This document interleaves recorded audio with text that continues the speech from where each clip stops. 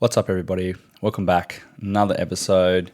I'm trying to mix them all up and keep the content sort of varying between all of the different people I'm talking to basically to keep it shuffling along. This episode features a good friend of mine, known him for a very long time, and we've done a heap of shit together, been through a heap of shit together. Mick Guthrie. We've done, I don't know, maybe 4 or 5, maybe even 6 podcasts together over the last few years. When we caught up in Brisbane while I was down there shooting a job for a company. And yeah, this episode goes for probably 2.5, 3 hours, and he come over for dinner and we just talk shit, basically. We chatted a bit about business and a bit about life and family and hunting and fishing and spearfishing and food and all different sorts of stuff. So there's a lot to take in. There's a lot of really good information there, and there's a lot of really good insight into business mindset, success mindset, and motivational mindset. And just things to push you to that next level and keep you going hard. So without further ado, I'll get straight into it. And as always, feedback is welcome, and I hope you all enjoy.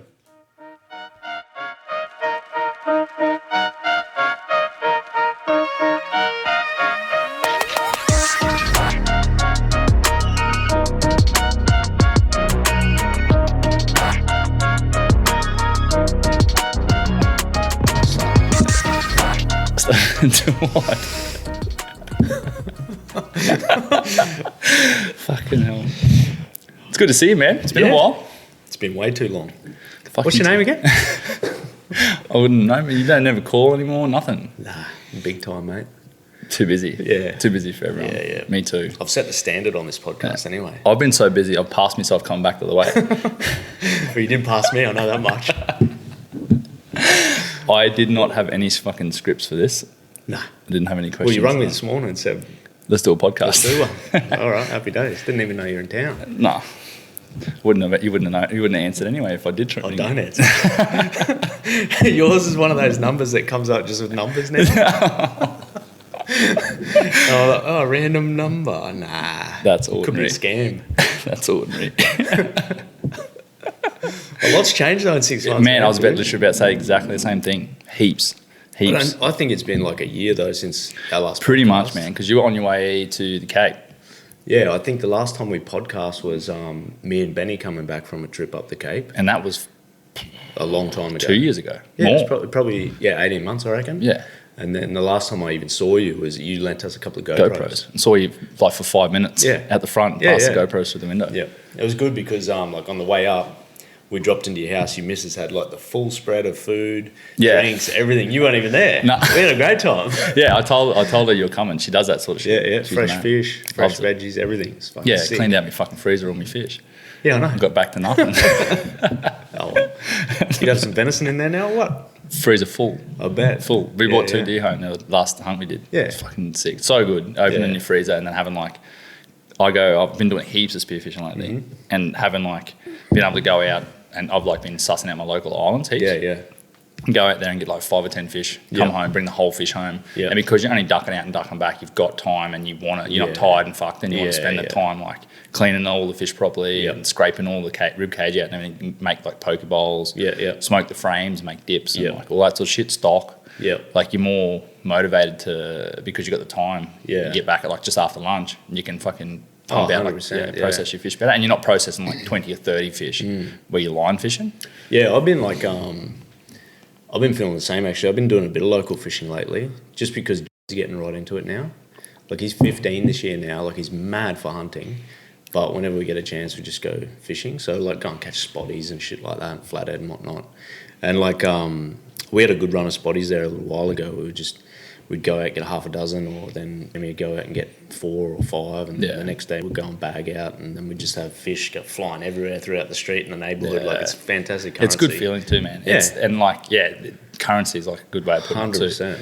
Yeah, I get like eggs for fish, veggies for fresh veggies for fish, pass them over the fence. With the neighbours and all that sort of stuff. It's it's the most, like, I guess trading produce and stuff is probably the most ancient commodity there is. 100%, yeah. Yeah, it's been good actually. Like we've had because we've had like the last couple of years, you know, COVID and all that bullshit, like stuck at home and doing all that sort of stuff. Like it's been like a really good time for us to like reevaluate what's important. Yeah, man. You know, like, so it's been good, man. It's been great, to be honest. I'm loving life at the moment. It's bloody good. Yeah, and busy as fuck with business and shit too. Yeah, like, definitely. I notice like, and I hardly keep track of anything these days, but because I'm so busy with my own shit, but like how much cast has changed in the last probably 12 months to 2 years. Oh yeah, between that. Definitely. Like way different, man. We wanted to, I don't know, I always have the opinion, right, with business that you almost, what's the word?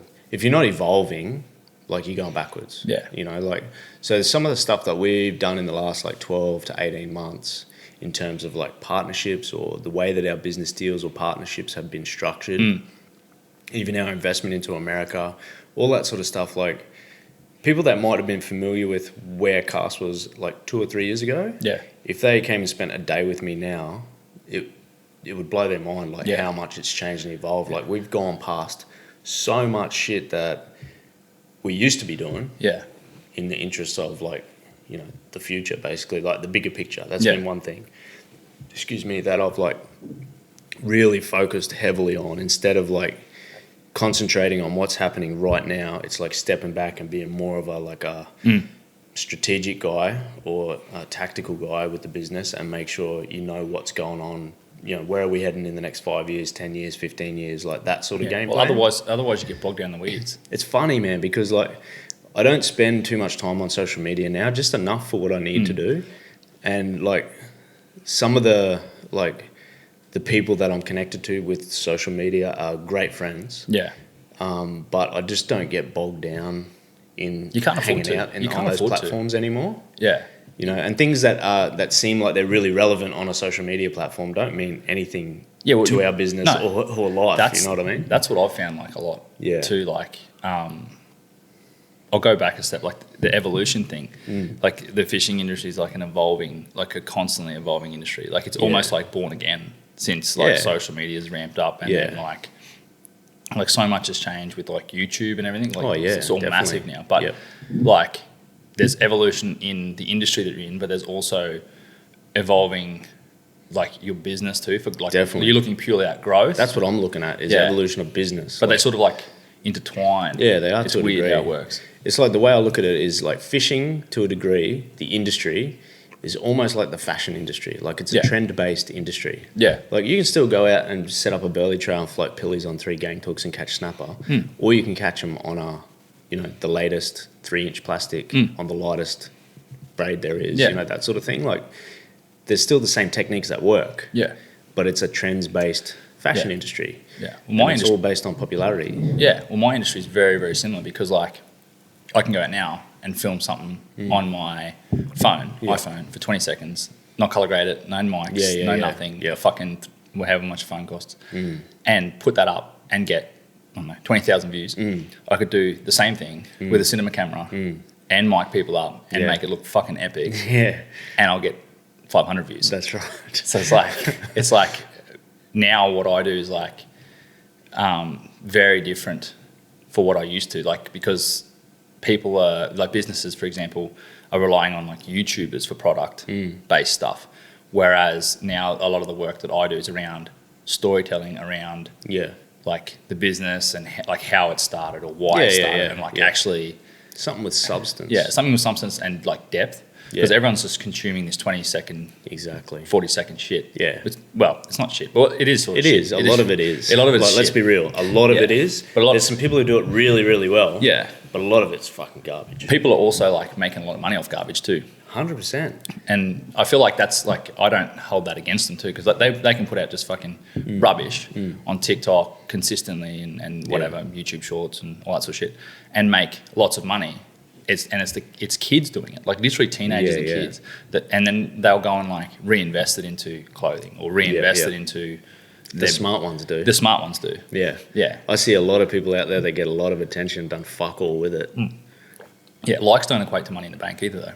You know what I mean? Like in views. It's funny because like I've said it, even if you go back to the very first podcast that we did together. I think I said it. I've probably said it in every podcast because content's a thing that we have in common, right?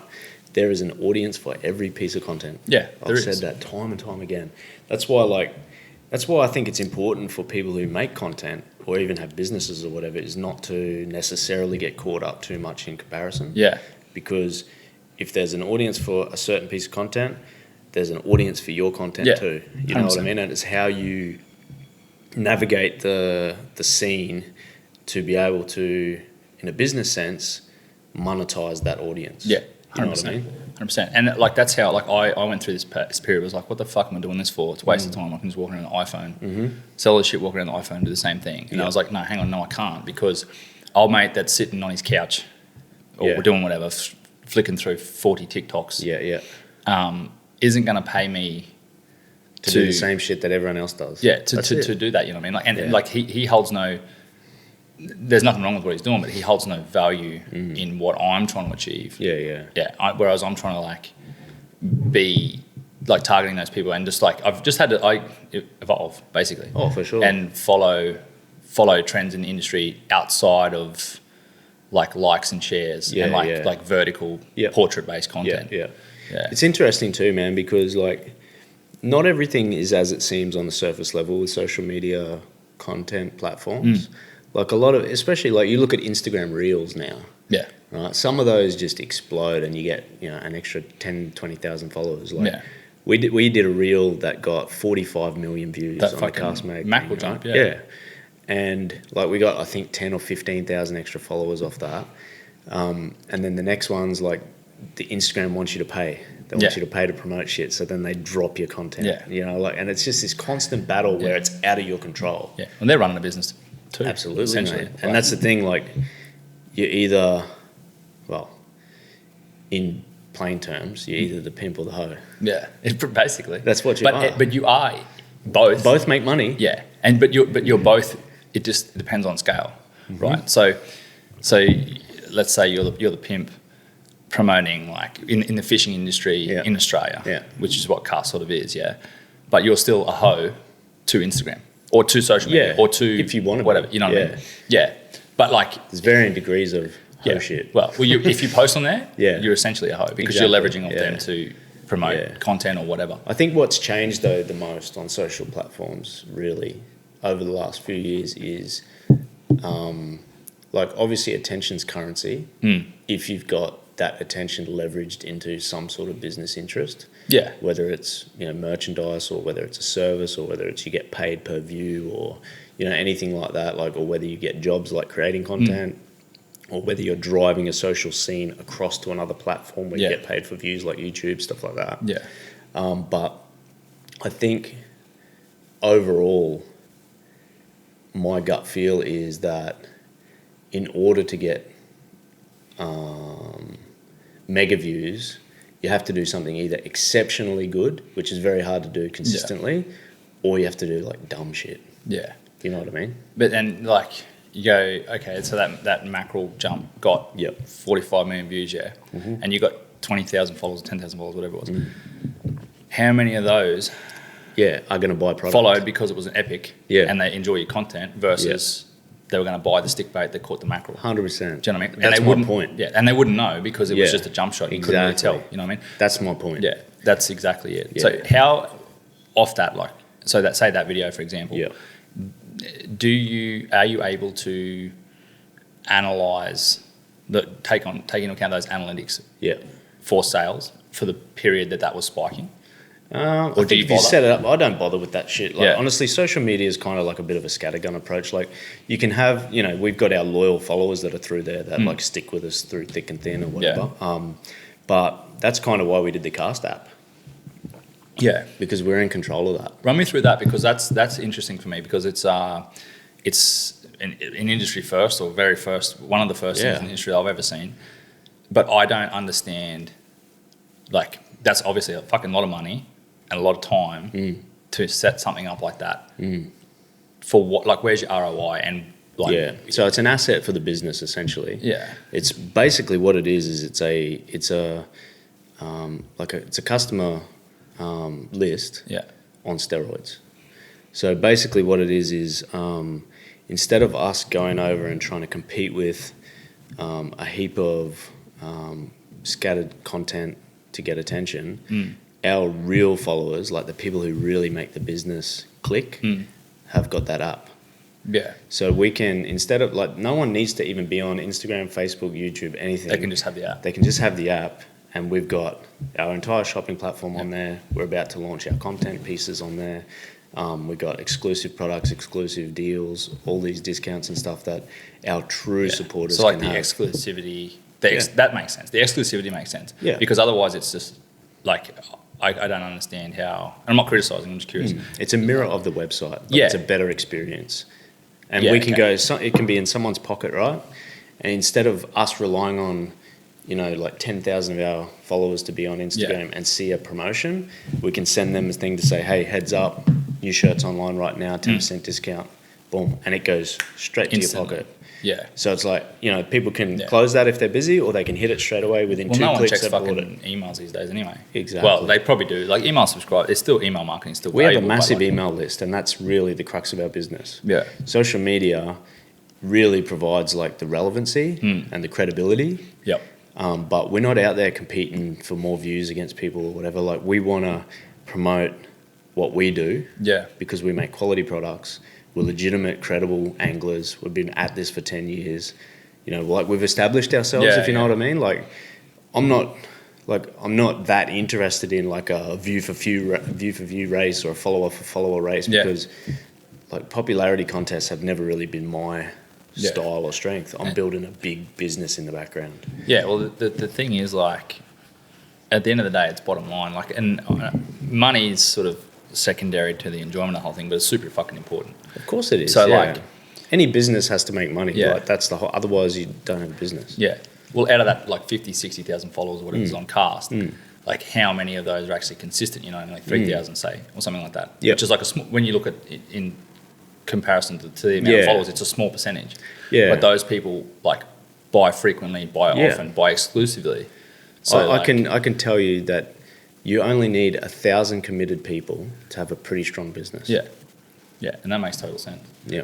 Yeah, and it makes sense. Yeah, it makes sense for the app. It's like a bit of a give back and incentivizes. Definitely, and and the people who have really supported us are the ones that have jumped on board. Yeah. And like the interesting thing that we've noticed with the app is so many first-time users. Yeah. Like first-time, like people.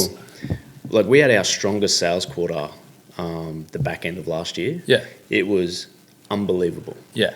But it was kind of like that gave us the impetus, that gave us the platform where we continue to reinvest in America, reinvest in new products like the Prodigy and all that sort of stuff, and then just carry the business forward. Like, we use social media for what we intend to use it for, which is just to maintain our credibility and share sick shit from all our supporters, really, and that's what we do. Yeah, well, it's also like a marketing angle as well because like you've got an app. And you're promoting to those new people that are like, oh, if I get on this app, I get discounts and I get looked after. Yeah. And it gives them an opening door to like understand the culture or like find what the business is about. It's about creating community. Like on the app as well, like we shoot out little notifications with like rigging tips and all that. That's cool. Pieces, like stuff where what we're trying to do is add value to people's experience. Like how many times you go on social media and everyone's just saying, buy this, get this. What fucking for? Yeah. Whereas, if you buy this is what you use it for. These are the species that are on tap right now. Like, let's go.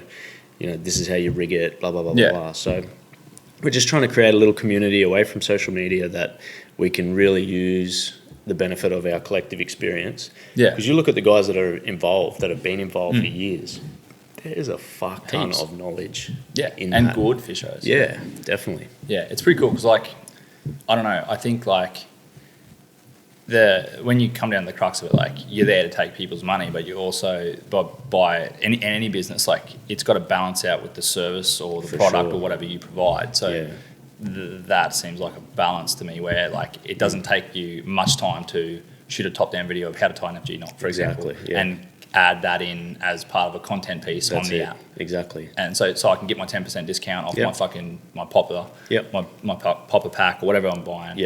and I can learn to tie an FG knot because I'll need to know that to fucking throw that pop type thing. Yeah.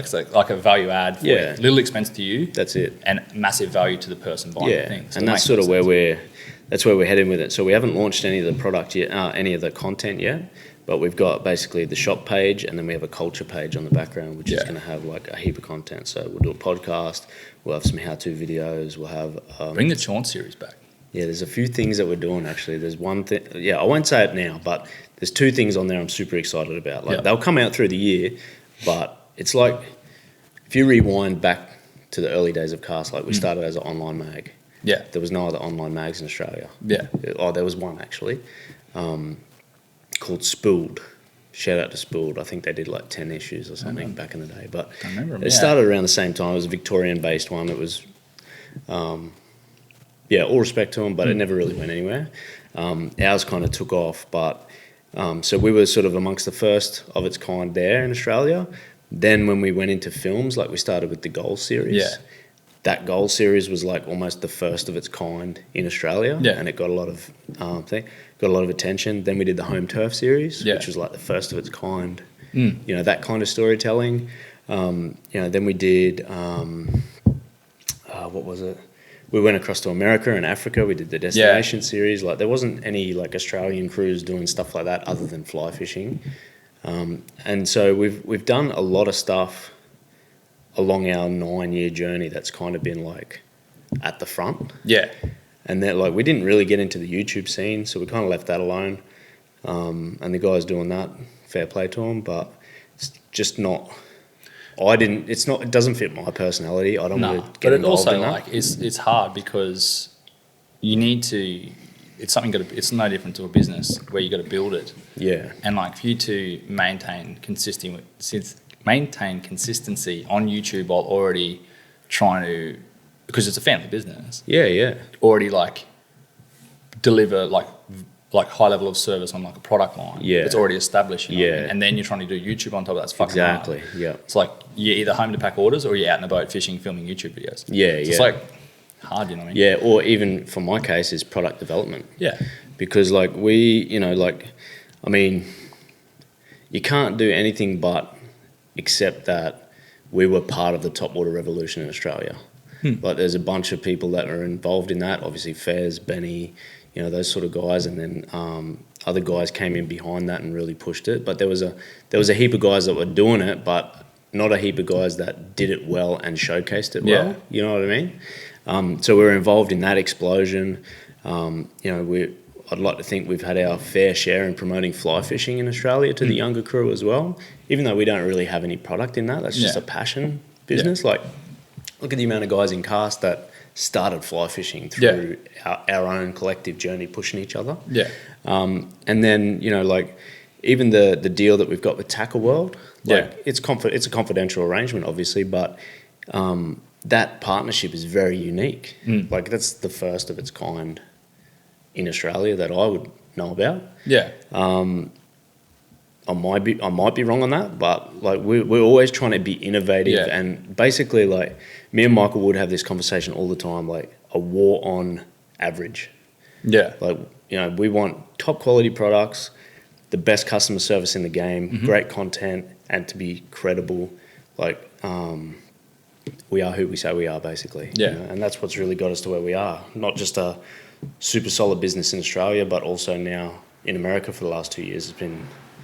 It's a humbling experience to operate a business from selling one hat 9 years ago to knowing what it is now, which is like a truly global brand. It's it's pretty sick. It's about to be international. It's heading us definitely. I mean, we had just the orders I packed today. There was two from the US, 2 from Germany, and 1 at the Maldives. Yeah, just from today. So there you go.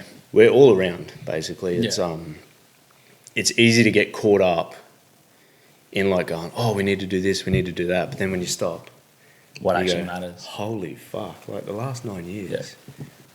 Wow. I'm like that. I'm exactly like that with my business. I'm like, because I forget where I started and like how I started. Yep. And like the amount of work I have now is stupid. It's cool, eh? It's ridiculous. And like I'm like, oh, fuck, I'm not there yet. Like I'm like, Yeah. oh, I should be at this point. You're fucking well in it though. Yeah. Yeah. And I'm like balls deep. And Yeah. it takes me or someone to say like, just woo cunt. Like, Yeah, listen. yeah. Just stop for a minute and have a look back for a minute. Yeah. And I think pulling yourself up and doing that reflecting. Definitely. What I've Fucking found, hard though. Yeah, it is. And you still got to be. I am my own worst critic, and I feel like you have to be because it doesn't push you. For sure. Yeah, and I find like to try and be successful is lonely as fuck. Yeah, it's hard as fuck, and there's no one else to keep you accountable. It's same as like a fitness thing, like a solo fitness thing. There's no one else to keep you accountable. You have to do it yourself. Yeah. And I really like the idea of like discipline over motivation. Yeah. Shit like that. I think like you have to like be able to reflect back and go, oh yeah, like I did achieve, and like give yourself a pat on the back, but also don't rest on your laurels, and like continue pushing forward. And I really like the idea of like, I like the concept of the journey, because I don't really have I don't have like a direct goal. End goal, yeah. It's sort of like blurred, I guess, and I'll just sort of keep creating opportunities and pushing myself to see where the road leads. And every fork I'll make a decision and like find a route, and then where I end up is where I end up. But not for lack of trying. Yeah. That's pretty much how we've done it. Just spy a little gap in the market, go, can we make that look cool? Let's do it. Is it fun? Because it's got to align to what we want to do with our time. Like, we're not just out there doing shit just to do it. Like, is that something we want to do? Can we make it look cool? Can we bring a good quality product to the market and make it like, affordable? And also back it up with good quality service. Like, can we do that? Okay, let's do it. What?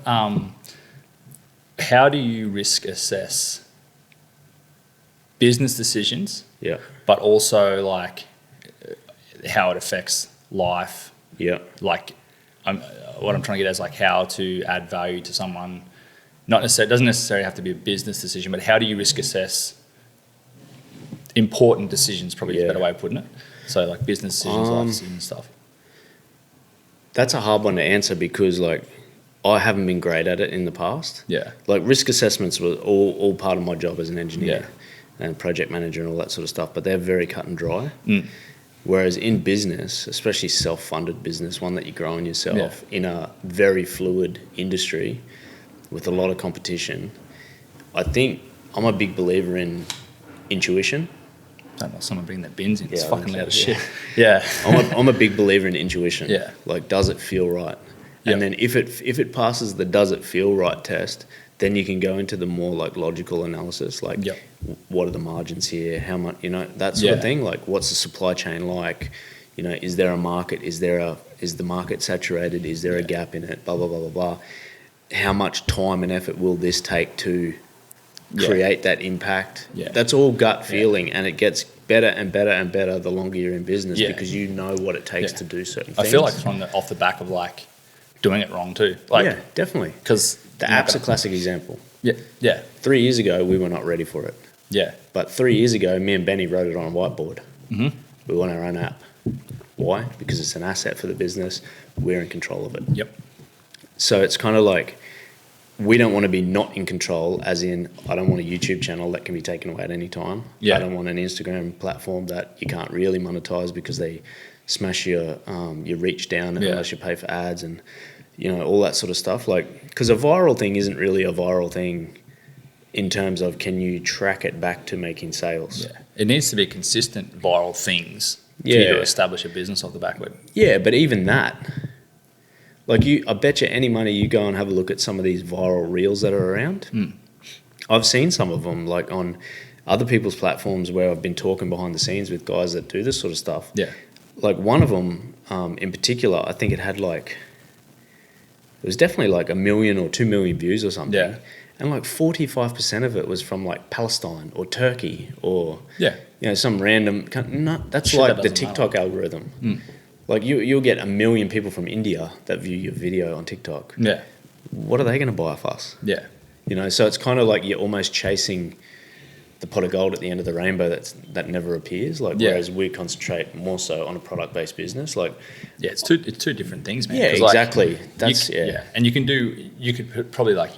could build this to the point where it's a product-based business. you could build this to the point where you could free up time to do YouTube and establish a YouTube channel and maintain a YouTube channel and have that as another source of revenue. Whereas YouTubers is the opposite, where you go, okay, I'll spend all my time and focus most of my energy at starting and building and maintaining a YouTube business, and then off the back of that, establish a product line. Definitely. So it's like a flip. For sure. Like but even that is like, do you remember when WhatsApp and Facebook crashed for a day? Yeah. The whole world fucking died. The whole world stopped. Yeah, it was weird. Including heaps of people's businesses. Yeah. That was the time where I went, we need our own shit. Yeah.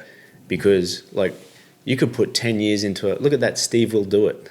Steve Will Do It. Oh, yeah. You see that? He put like 10 years into his YouTube channel and making millions of dollars a month or whatever. And YouTube just went, yoink. No more. Yeah. You know what I mean? Like, that's maybe like a super low percentage chance that will happen. But we've all worked way too hard to not be in control of our assets, basically. Yeah. And you're still almost not. Like, you're probably the most independent you can be, but like you're still fucking not. It's weird. Yeah, to a degree, for sure. We're definitely as independent as we possibly can be. Yeah. And that's the way that our business needs to go in the future, because that to me is that's risk management.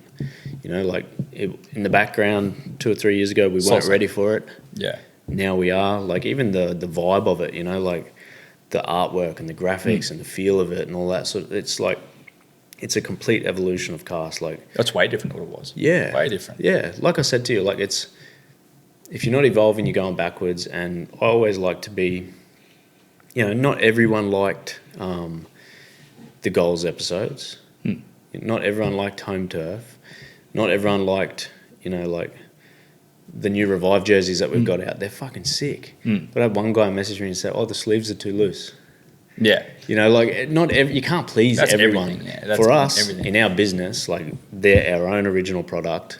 Yeah. We'll tweak them as we go past. Like, every step we make now is our own shit. Yeah. You know, like, that's it. I find it interesting because, like, I don't assimilate with cast as much as I used to because I got into at a point in time where I did assimilate with it. Yeah. Because at that point in time, I was fishing hardcore. Flat out, yeah. It was like I assimilated with that timeline, that section of timeline of cast. Yeah. But now I'm doing Your own stuff. my own shit. I still like appreciate it and I still like it and everything, but I don't assimilate with it as much or as deeply as what I used to. Because that's not your life that you're living now. It's weird how it works. Yeah. It's funny because during that time, you'd do anything for the send. Yeah. Anything. Drop everything. Let's send. And that's what cast is about. Yeah. Like, fucking send it. Yeah. But everyone grows up, man. Yeah, it's weird. Everyone gets further along. Yeah, well, if I continued to it's the leader follower thing with it. I don't know if we spoke about it before. We went live.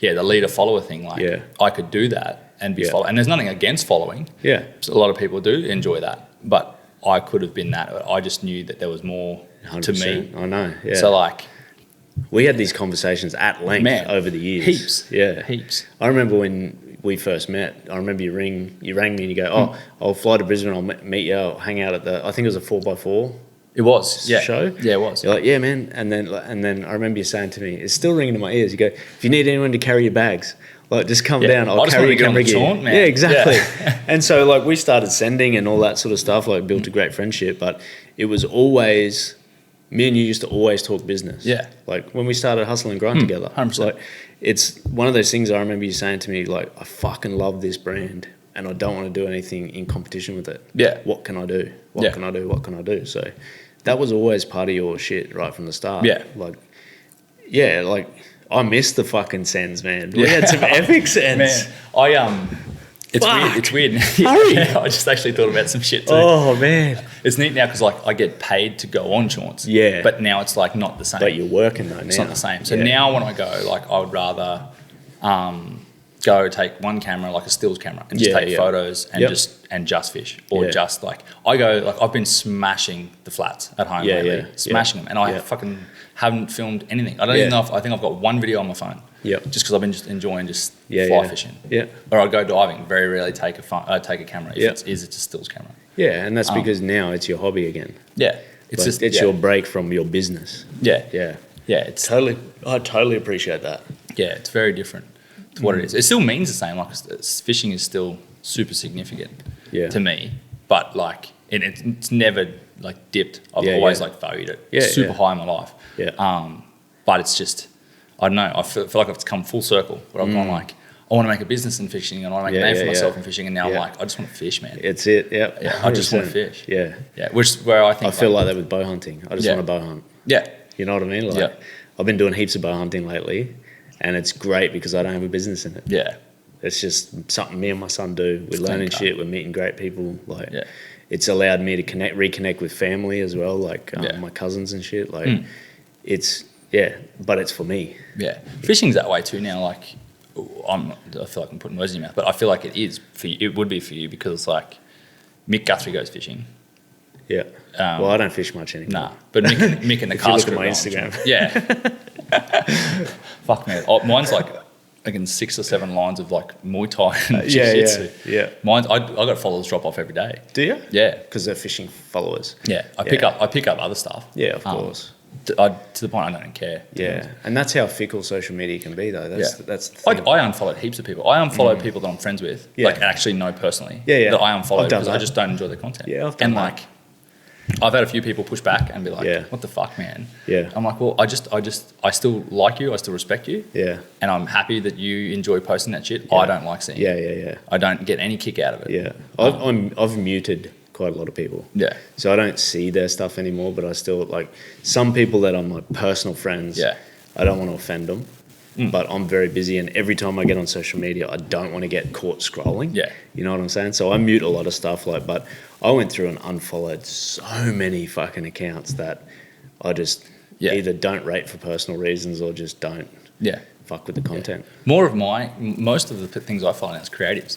Yeah, right. Like I follow a handful of fishing people that I still enjoy their content, but most of it's creative. Yeah, I remember. Was it the day? What? I remember we had a few furfies at your house. I do remember that. And we were talking about should you have fishing on the end of your username because you get more grab? Yeah. So it was Wade Kelly Fishing. Yeah. And then I was like, no, I can't. Yeah. Fuck that off. That's so gay. Yeah. You're like Wade Kelly and now creative. Yeah. Like it's important to, it's again, evolution. You've got to evolve or you're going backwards. And if you've got a social media presence, you've got to leverage it into what you're doing. Yeah. And it does. Like it's like my personal page, which a lot of people follow and like my content, compliments.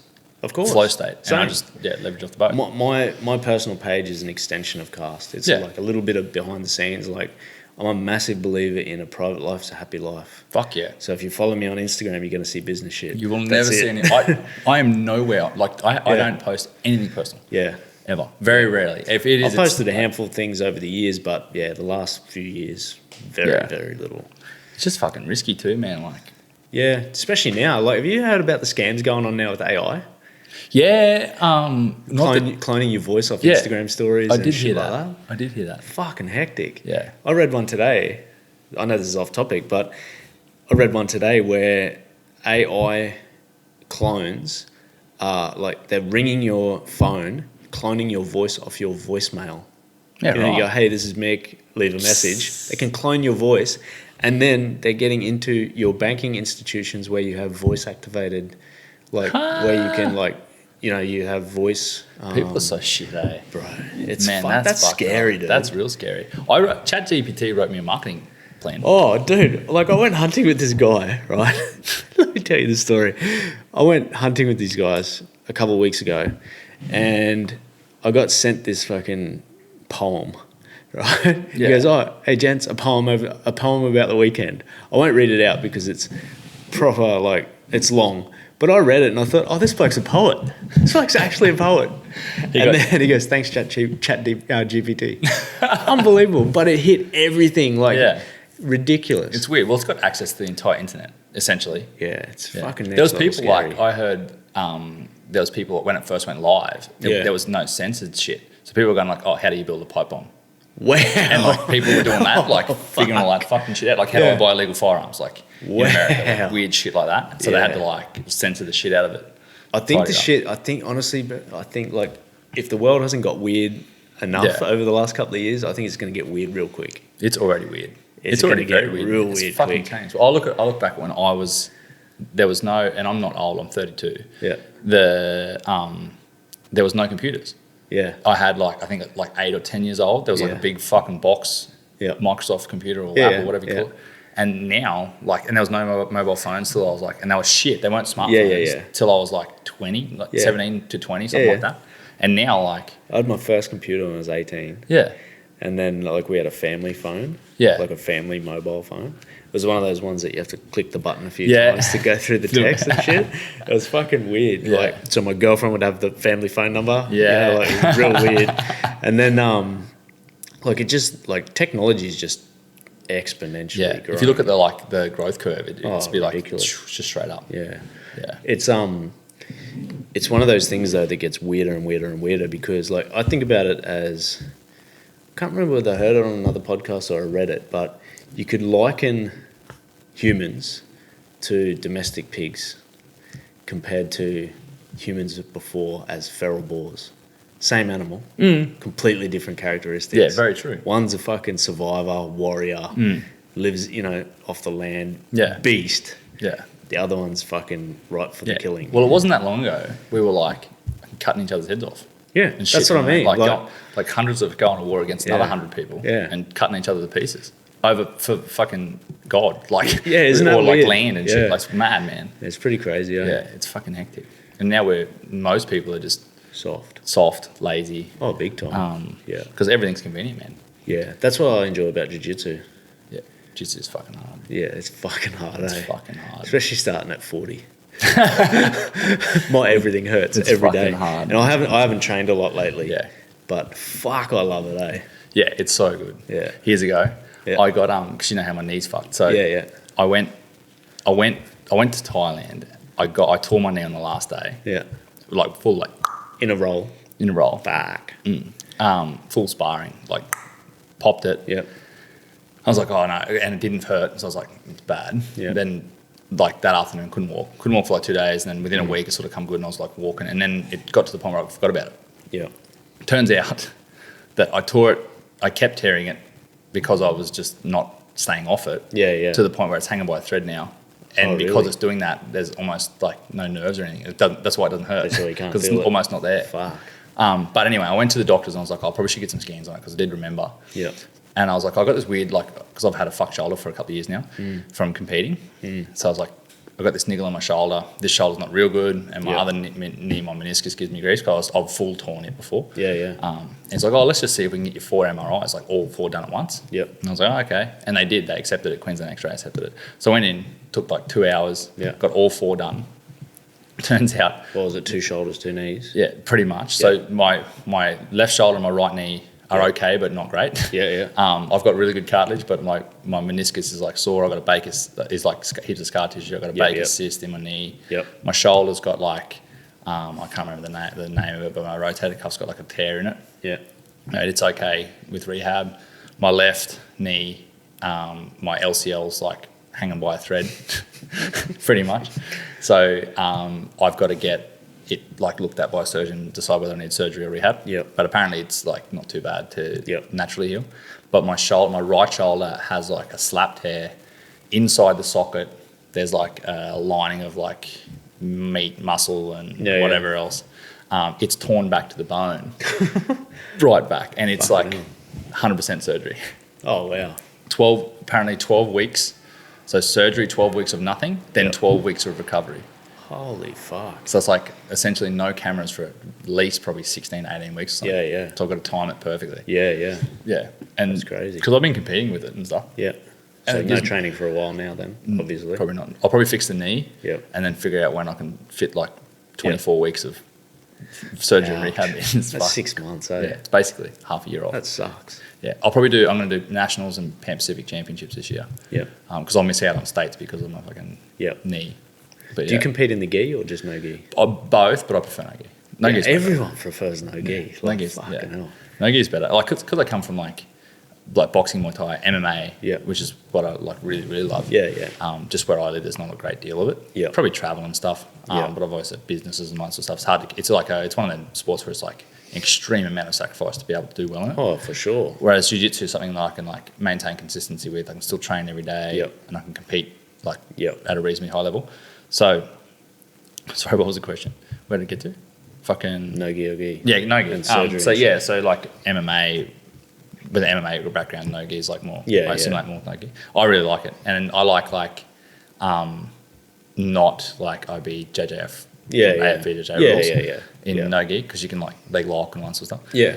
Yeah, I fucking love it. Yeah. I like it's way more fast paced. 100%. Way more scramble. You can actually use athleticism. Yeah. As well. Yeah. Like that's one thing I found. Like with the gi, like in some positions you can just hold on. Yeah, it's static hold. Yeah. And I end up sore in a gi because you. Oh, my fingers, man. Your hands and shit. Yeah, you got to wear like calluses on them. Yeah. From like gripping, you wear all your skin off your knuckles. Yeah. My grip strength's improved fucking heaps though. It's good. Crazy. It's good. I just enjoy I like doing hard shit, man. Like running a small business, bow hunting, fly fishing, jiu-jitsu, family. Like none of that's easy shit. Life's not easy, man. Nah. People that think it's supposed to be are the people that fail.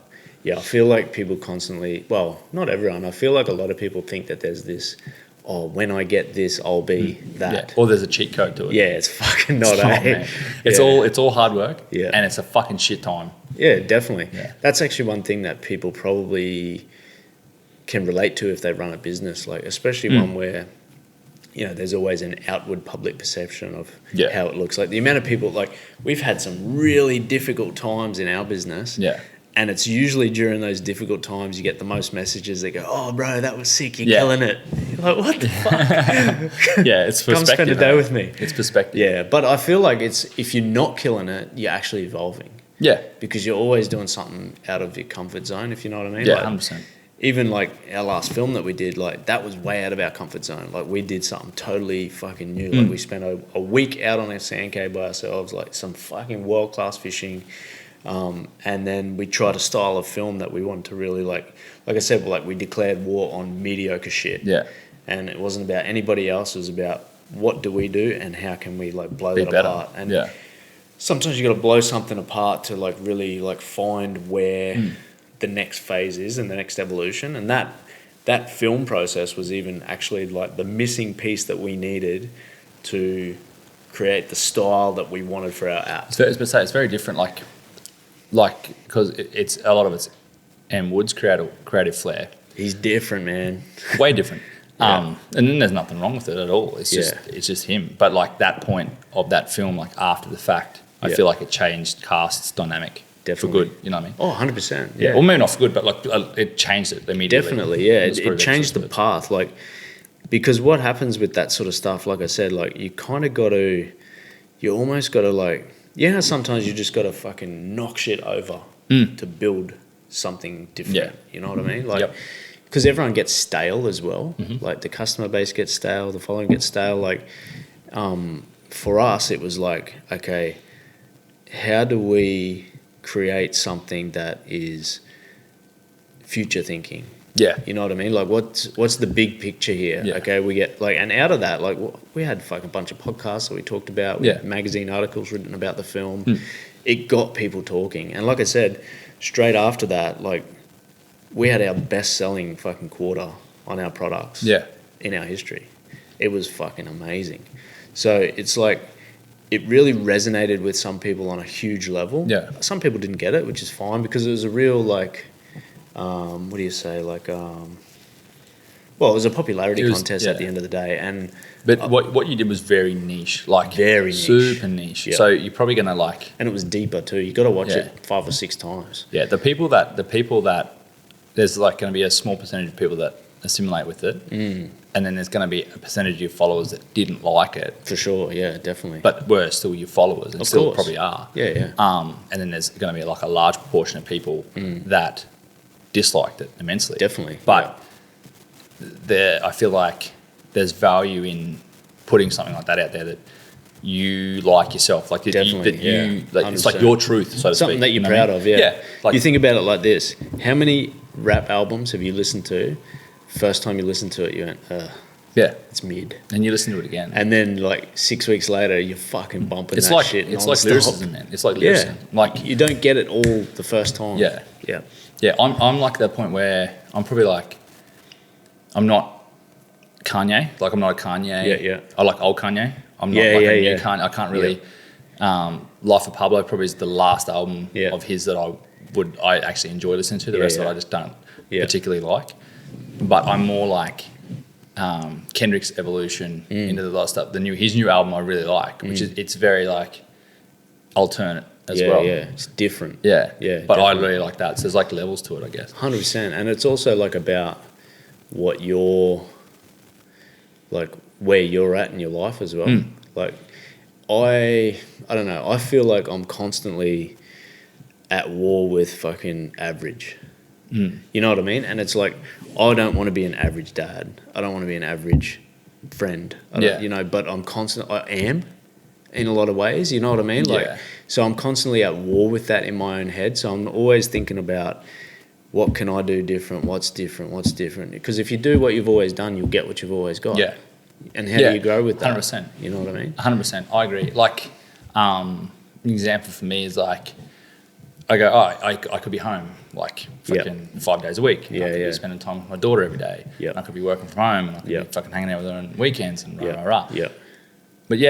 But I could also be traveling the world like I'm doing now, and traveling all over Australia like I'm doing now. Meeting new people, networking with new people, earning really, really good money for awesome work that I really love doing. And catching up with friends like we're doing right now. And trying to build something that I don't even know if will fucking succeed. But you're having a good time doing it. Having a fat time. Yeah. And like, I'm like, you weigh that up and I'm like, yeah, okay. And then what that probably looks like or sounds like to people right now is like, oh, this dude's like, doesn't give a fuck about his family. Yeah. But the difference is... I know that's a fact. Fucking hell. I was just about to fucking... Sorry, bro. Right? Sorry, mate. Yeah, so that's the truth. So, like... And I struggled with it for like a couple of years because I was so focused on building this that I was blind to everything else. Yeah. And I was like, fuck everybody. I've fuck been all down this. that path, man. But then it took to the point for me to realise, well, like, okay. And I'm like, I don't have enough time. Fuck off. I do have enough time. And I have enough time. Like before I was like, I don't have enough time to sleep 8 hours. I don't have enough time to fucking hang out and do gammon white boy shit with fucking like go out to dinner and all that sort of crap. But I actually do if I just remove other shit that I thought like this checking your screen time on your phone is fucking insane. Yeah. Like I have timers set on my screen time, and I have timers set on like now I put it in my calendar. Yeah. Now I have 15 minutes to post what I need to post, message back to people I need to message back to, do whatever, and the same thing in the morning with emails. I get on in the morning, I go for a run, come back, have a coffee, do my emails, fucking computer off. Unless I'm like editing or whatever. Yeah, shit like that. So like that sort of stuff. Yeah. And going like, okay, when I'm home, my fucking phone's on the kitchen bench and I'm being present. Yeah, definitely. That's huge, eh? And that... Mine goes on airplane mode at home now. 100%. Yeah. 100%. So like, that changed my perspective on the whole thing. Definitely. So now I can do both, essentially. Yeah. Well. Like I can, It's a constant challenge though. Like I went down that path as well, like where I almost felt resentment towards the people in my house. Yeah. Because I felt like to a degree their demand for my time and attention was taken away from what I was trying to build for them. It's weird. I literally get that. Yeah. What you're trying to build for them, they're getting in the way of. Yeah. Think about it like that. It's actually when you're like, hang on a minute, I should be just... When it's actually true, though. Them part of it. Yeah. Yeah, but it's like you've really got to assess your reason why. Like I went down a path where I was like, it was either going to be my family or my business for a period of time there. That's how I felt. And that's like I could almost see it in my cards. Like I thought, okay, that's going to happen one day. And then it took like a couple of things that really jolted my...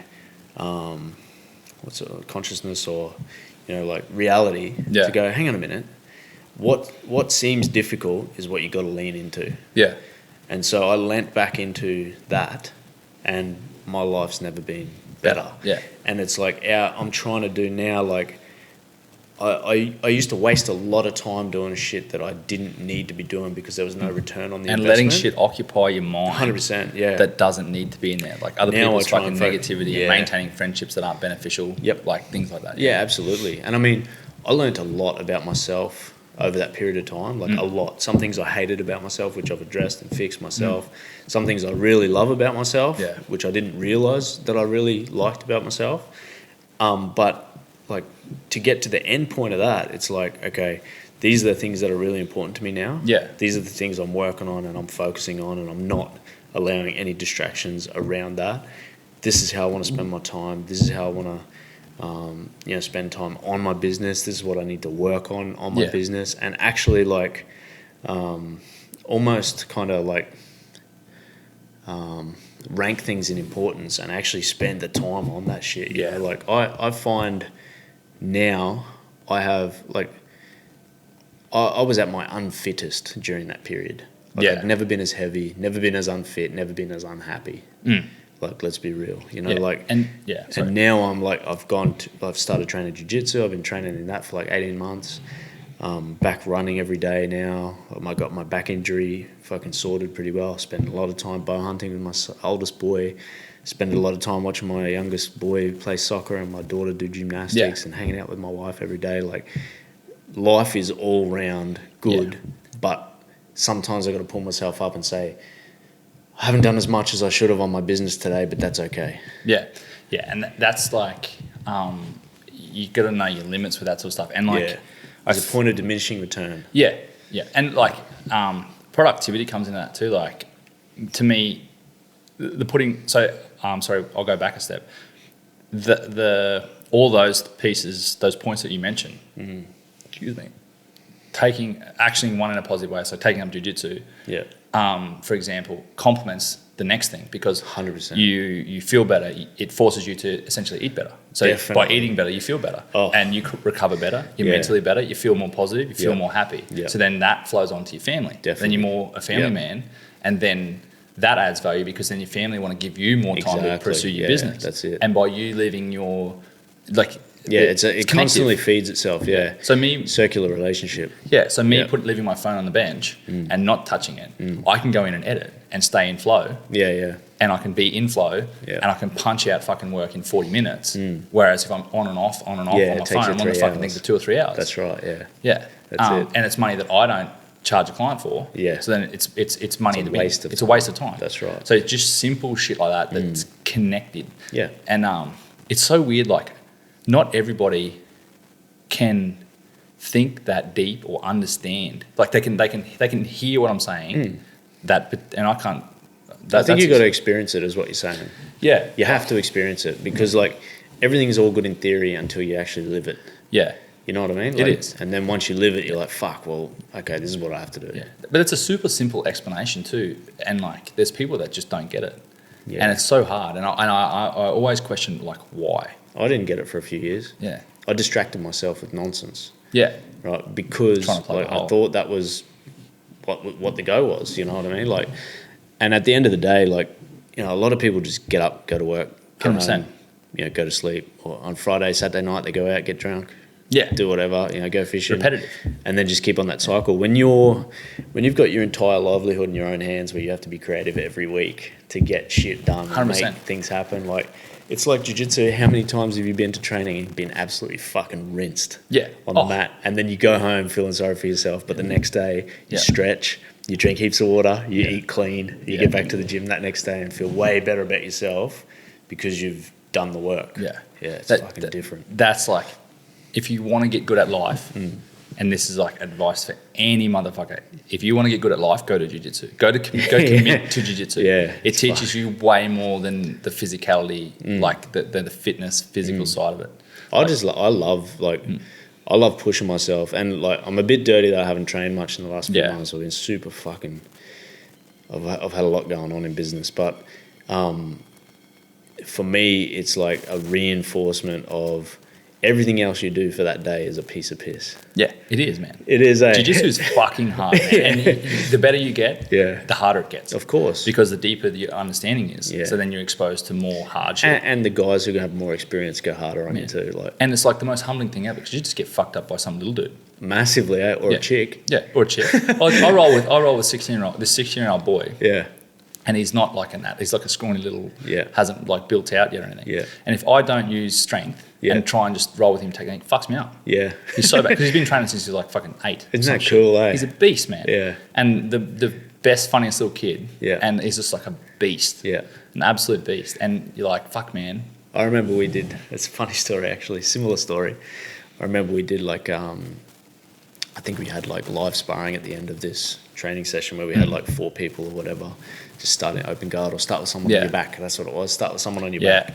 I jumped in this guy. This guy was on my back as a green belt. Yeah. Right? Within like 10 seconds, bow and arrow check. Like fuck, had me hanging How all cooked sorts is of a ways. bow and arrow check? It's like I feel like it's the most insulting thing you can get done by. Yeah. Like especially by a kid. Yeah, 100%. Like fuck. 100%. Near ripped the head off my shoulders. Like I was nearly out. It was crazy. Like and it was quick. Have you been put to sleep yet? Nah. It's fucking. It's world changing. I bet. It's very weird. Yeah. It's like the weirdest feeling. Going to sleep's like just you feel like a little bit of pressure in your head, and then all of a sudden it's black. But when you wake up, there's like a full couple of seconds. Yeah. Where you feel like you've been born. Like you Really? don't know who you are. It'll definitely happen to me for sure. Don't know who you are, where you are, Yeah. what your name is. Nothing. You know nothing. Yeah. Absolutely nothing. And then all of a sudden it just comes back. Yeah. And you're like, wow. Yeah, cool. It's weird. It's like a trip. My first 18 months, I've pretty much just concentrated on like staying safe. Yeah. Like and just working, like staying safe because Yeah. I can't fully bridge with my back injury. Yeah. Like off my back, I can't bridge a full which is sort of the distance, key, which is hard because it means I can't create enough space to get my big fucking legs in, you know, shit like that. Yeah. So I've spent a lot of time staying safe on bottom. Yeah. And like, you know, late escape from arm bars, stuff like that. And like my next evolution is I want to like flow a bit more. You know, open myself up a bit more and then start to feel like all those other different positions. Yeah. And try to progress a little bit like that. But like I'm hoping I was hoping to get a bit more of a start this year towards the blue belt. Yeah. Like to the end of the year or something. But I just haven't been able to put time in the last couple of months. So I feel like maybe if I put a heap of time and effort in from now until the end of the year, I might sort of get close. But maybe 12 months from now is what I'm aiming for the blue belt. Yeah. I'm just trying to, like we said before, balance that family, business, Yeah. fitness, all that You shit, have to. you know. And it's like, I'd love to train 5 nights a week. I just, you just can't. nah. You just can't. My I body force can't. I don't force myself to. I fucking love it. But Yeah. like I do like 5 to 6 times a week. Yeah. And it's just my Let's go. switch off from everything because it's the one thing that I can go to and not think about something else. Yeah, yep. Like, because you're dead right when you say like you spend time with your family.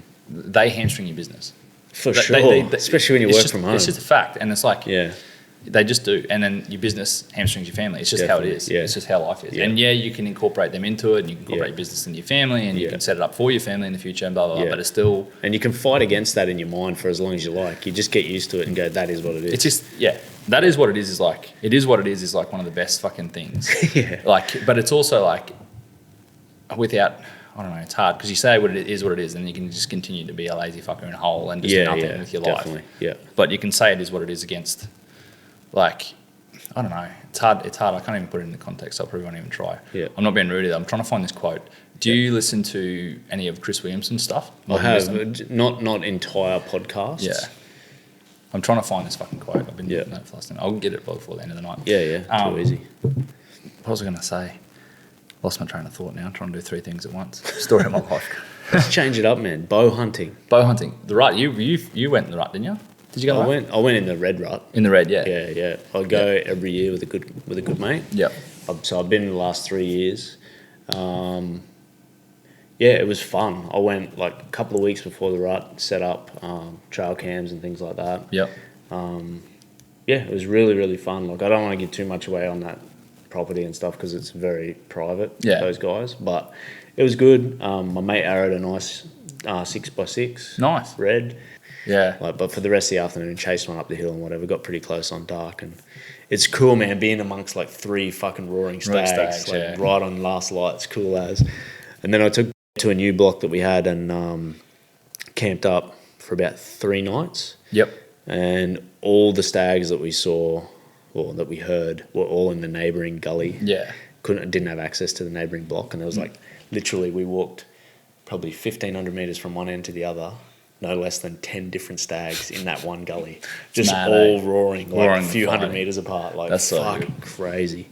But we couldn't call them up because they were like Just already with 2 girls frothy, by then. Yeah. And then I hunted some fallow post rut just last weekend, which was pretty cool. Fuck yeah. Got pretty close to $2. Sat off one for 90 minutes. that was at 35 metres, just bedded, looking towards me the whole time. And then I was hidden behind a tree for 90 minutes. Then he stood up and he was at 40 metres broadside, but it was fucking howling crosswind. And he had 2 spikers right in front of him, like 5 metres from me on the other side of the tree. So I couldn't step out to shoot. I had to wait. Yeah. And 2 does come up from the gully behind him. And he just went, "Oh, girls," and just walked off. I was like, "You can't, that, you fucking can't." Man, I shot a meat doe with the arrow the next day. And that's the go. The two that are in my freezer are does. Hinds, sorry. Yeah. Chittle. But the closest I've come was on a trip with James. Yeah. And we end up we stalked this. It's like, imagine like 2 creek beds and a big like plateau in between the 2 creeks. Yeah, yeah. And they meet at a fork basically, and all the deer, there's like 80 of the motherfuckers in one side of the creek, and we were walking down in the other creek, essentially like popping up and seeing where they were. And there was like 3 or 4 like half reasonable stags, like reasonable for me, probably not for James and that, but there was one stag there that was a nice shooter. Yeah. And we ended up like sitting down. They bedded at the fork on a higher bank in amongst sort of these sort of ironbark trees and stuff, or wattle trees, whatever they were, I can't remember. But we ended up sitting down behind this mound in the sun for like 4 fucking hours. With this hind that was facing us, barking at us. And James was like waving his hand, like flashing his hand, trying to make it run away. And it sat there for like at least an hour or 2. And he ended up just like moving around and it spooked. And then they rebedded. And he started to sort of feed off, which gave us an opportunity to go and get set up in a shooting lane. So we sort of snuck around, waited there, and there was 2 hinds. And one of them ended up, I think, seeing us or winding us, I can't remember. And I was sort of like barking and mucking around. And he was like still within eyesight, maybe like 50, 60 metres away. And they ended up just sort of like walking half off, like half spooked off. So he was like going to follow him. And I was in this shooting lane. And James went to arrange it for me. I asked for it and I shouldn't have asked him to do it. It was what the fucked up thing was. And just before he got in between the 2 trees to shoot, he caught James's movement. And just missed him after like 4 or 5 hours.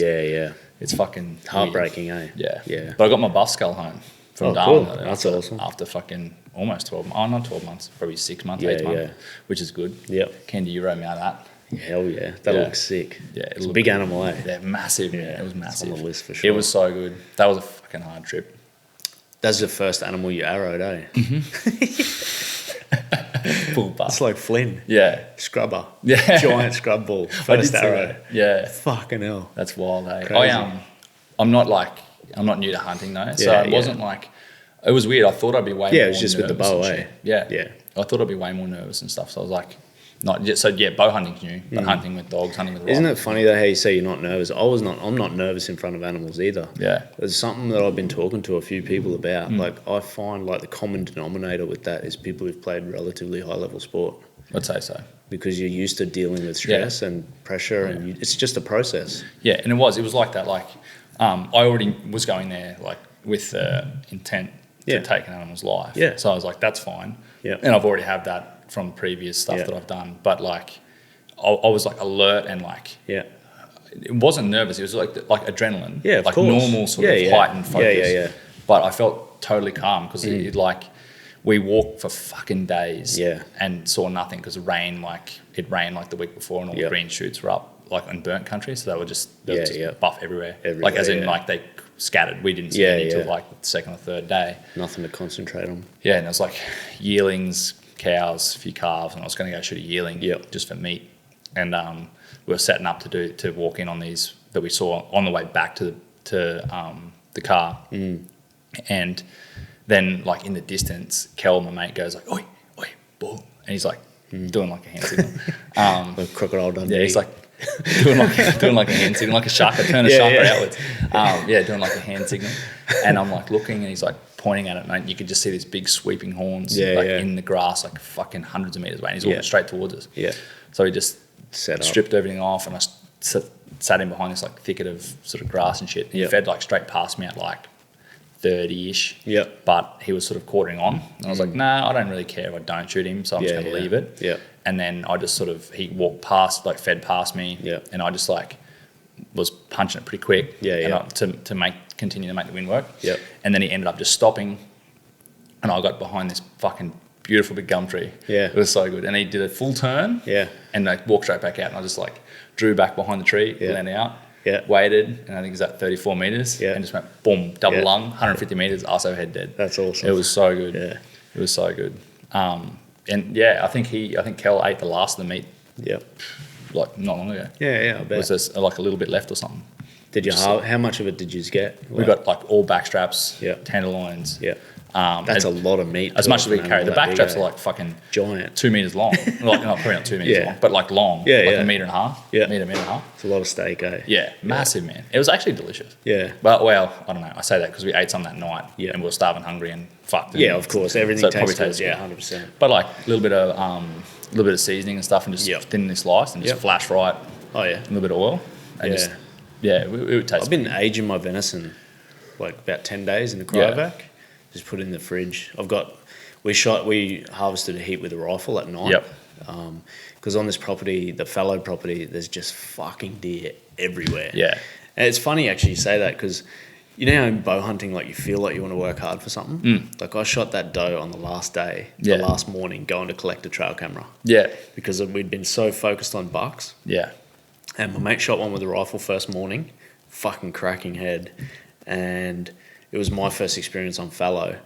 And so anyway, the first walk we went on, we got to the top of this ridge.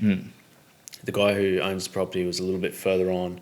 Me and my mate were walking on the top. We just looked into the next paddock, literally 17, 20 metres away to our left was a buck, head down, feeding, just quartering away.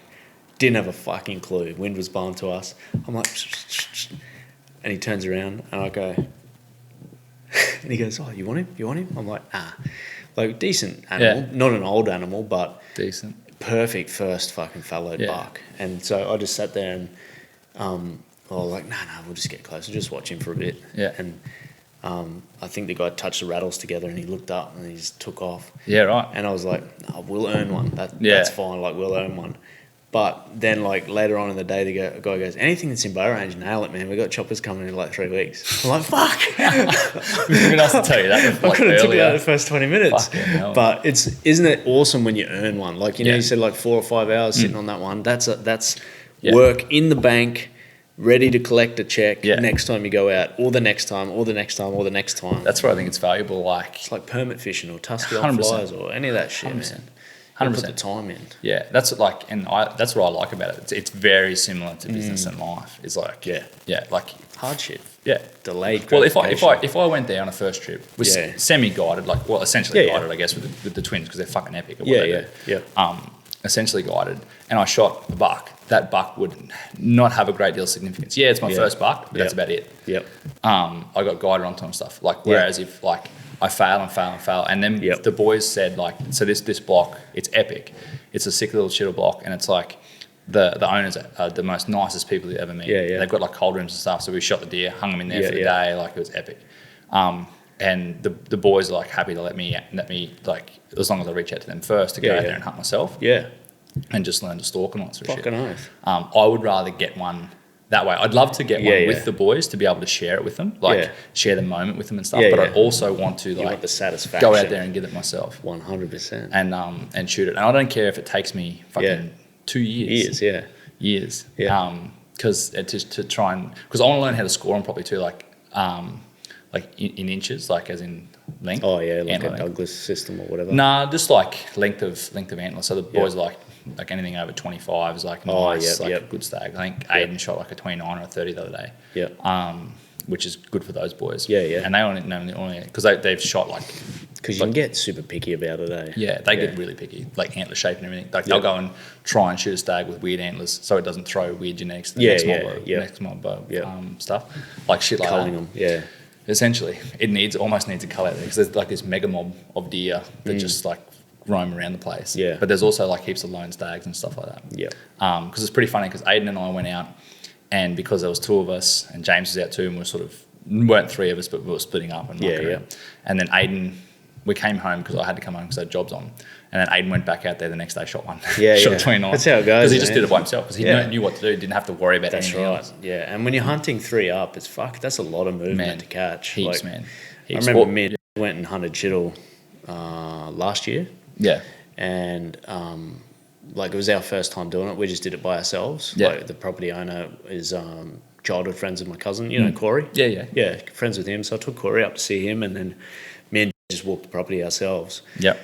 And like we we saw stags, we fucking bumped stags, we fucking heard stags, like we found them, and like we bumped out fucking hinds like 10 meters in front of us when they were laid up in rocks and shit, and then one day we just sat and just watched. Yeah. And fuck, man, the amount of deer that came in and out of those tree lines and shit. And then by the last day, like there's a mob of hinds like right there. We got through, we got into the shadows, we fucking sat, we were super patient, we waited for him to bed down, and he got into like 23 meters. Yeah. And then like from 6 hinds. And then he made one mistake. Instead of crawling the slightly longer way in the shadows, he crawled across the sun. Yep. And the grass moved, and they all just went, ooh! And they all just stood up, just barking at him, and he's just sitting there like 20 meters away from his wild deer, and he's just like, "Fuck, Dad, what do I do?" I'm like, "That's it, it's over." Yeah. The boys say that all the time. Like, if you think you're slow enough, slow down. Yeah. Like, yeah, and it's literally like with Chiddle, they're fucked up because like.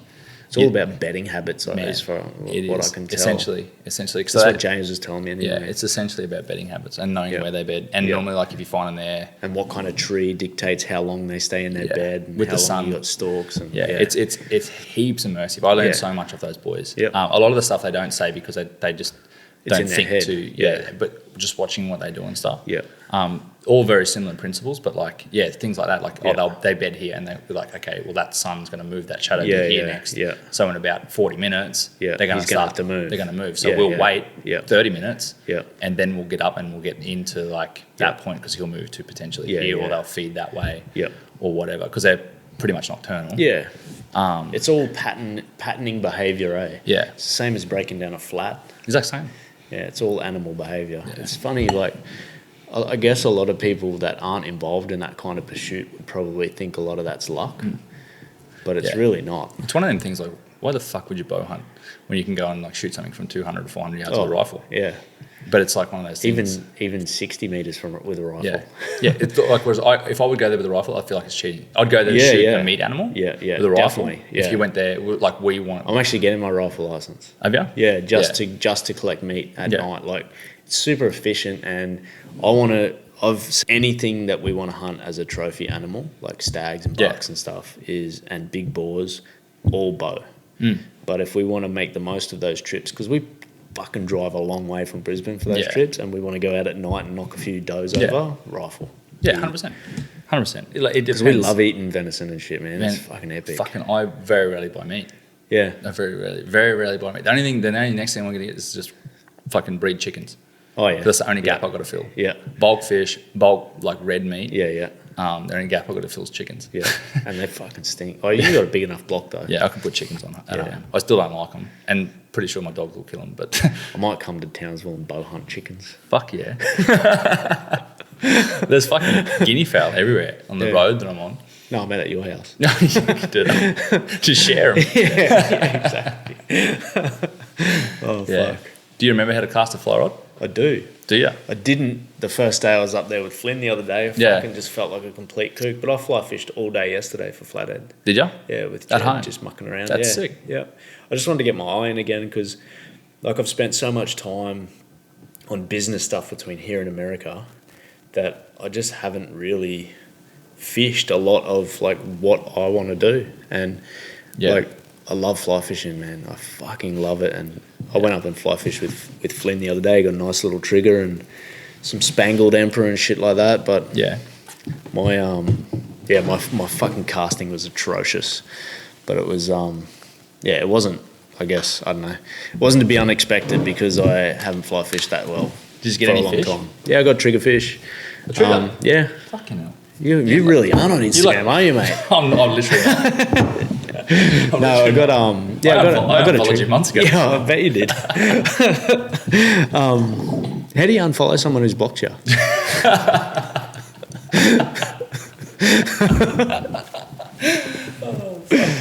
I can't think such a joke. You feel like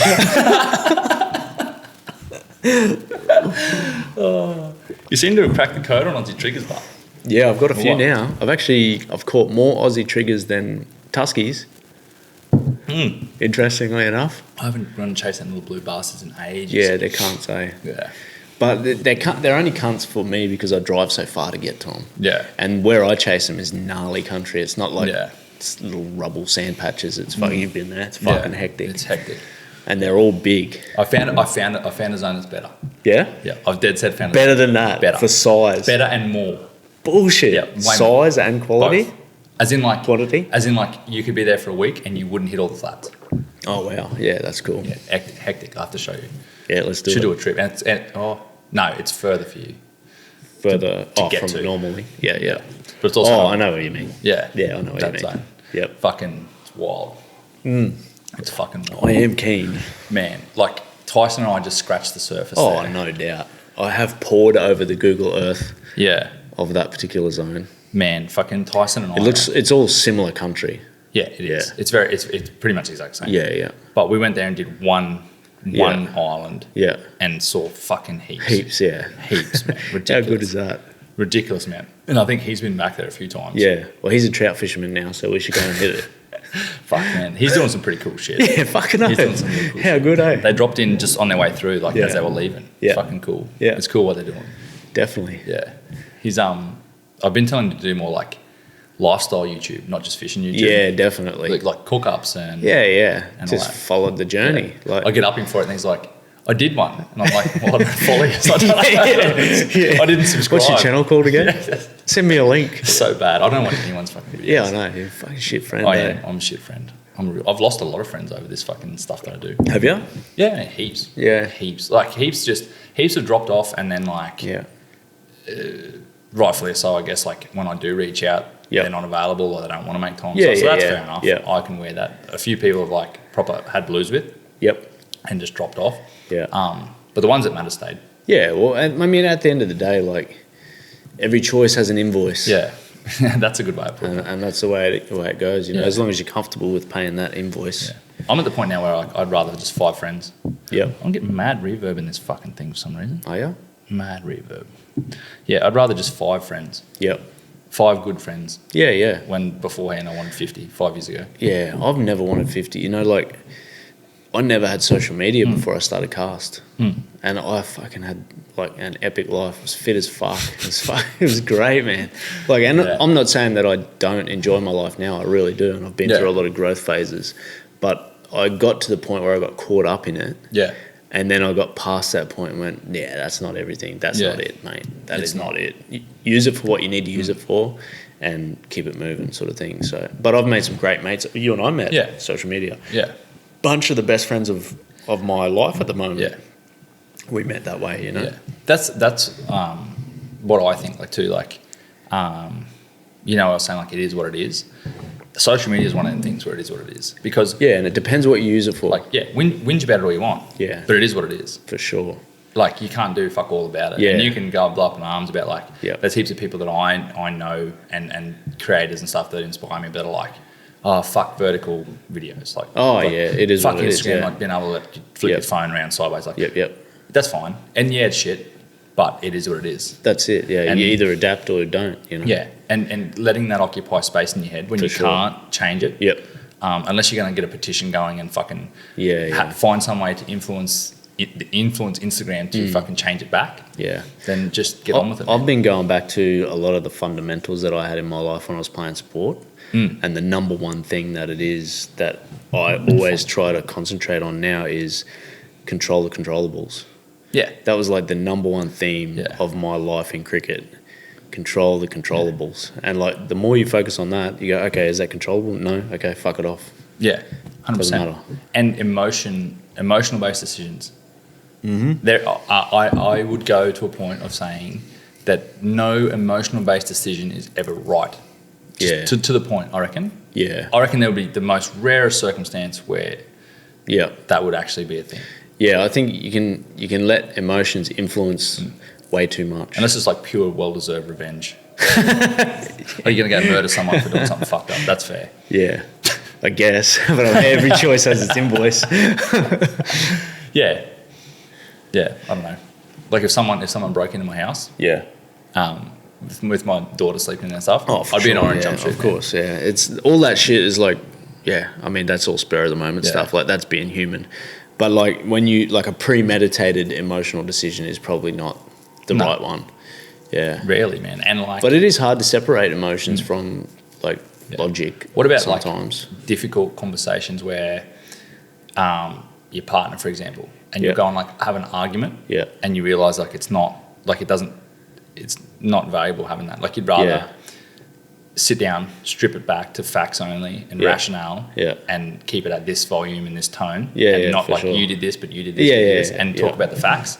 Yeah. Do you know one thing we do now is, like, we do not have those conversations at night What do you mean? because we're both tired. Yeah. You know what I mean? Like, like, I remember it was like a few years ago. I remember I just said, we're not doing this tonight. Like, this conversation is a morning conversation. Yeah. We don't do it at night anymore because it just ramps up and ramps up and ramps up. And then it's like, nah, fuck, this has been, like, so unproductive. Yeah.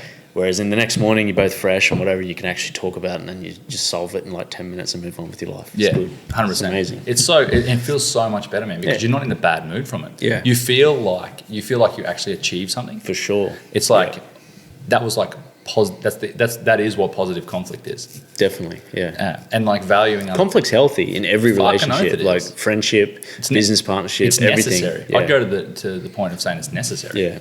Yeah, because it's like what we were saying before, like a war on mediocre shit. Like if you're a war on average, like if you want an average relationship, don't have conflict. Yeah, you want to sit there and fight with your missus and argue about dumb shit and get to the point where fuck you, and then you get over it. Yeah. But then all it does is the next time the same issue arises, you're going to have the same fight. Yeah. And you're going to do that for 10 years. And then you're going to fucking resent each other and then have all these other problems. Yeah, whereas if you just dealt with it then fucking 10 years' time you're dealing with some other shit. Yeah, it's definitely not the move, that's for sure. Yeah. I found that quote. Yeah. If someone refuses to alter their habits or update their worldview or improve their life, despite being given all the tools and encouragement they need by you, then they can stay where they are. Yeah. Makes sense. I can't remember what the context was when we were talking about it. Well, you can spend a lot of energy bringing other people to where... Like, I've even found that myself. Like, until you're ready to make that change, you're not going to make it anyway, regardless of what anyone's going to tell you. You can't help someone that won't help themselves. That's it. Yeah. I struggle now. Like, I got a friend of mine that has always struggled with his own insecurities and dealt with them outward through anger. Yeah.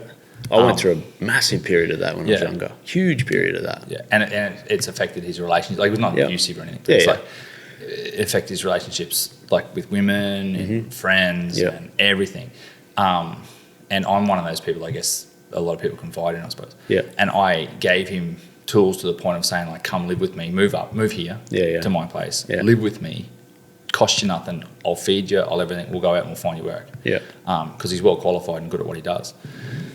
And got to the point where, like, he was too scared to take the leap because he's so comfortable in what was known. That he was too scared to sort of...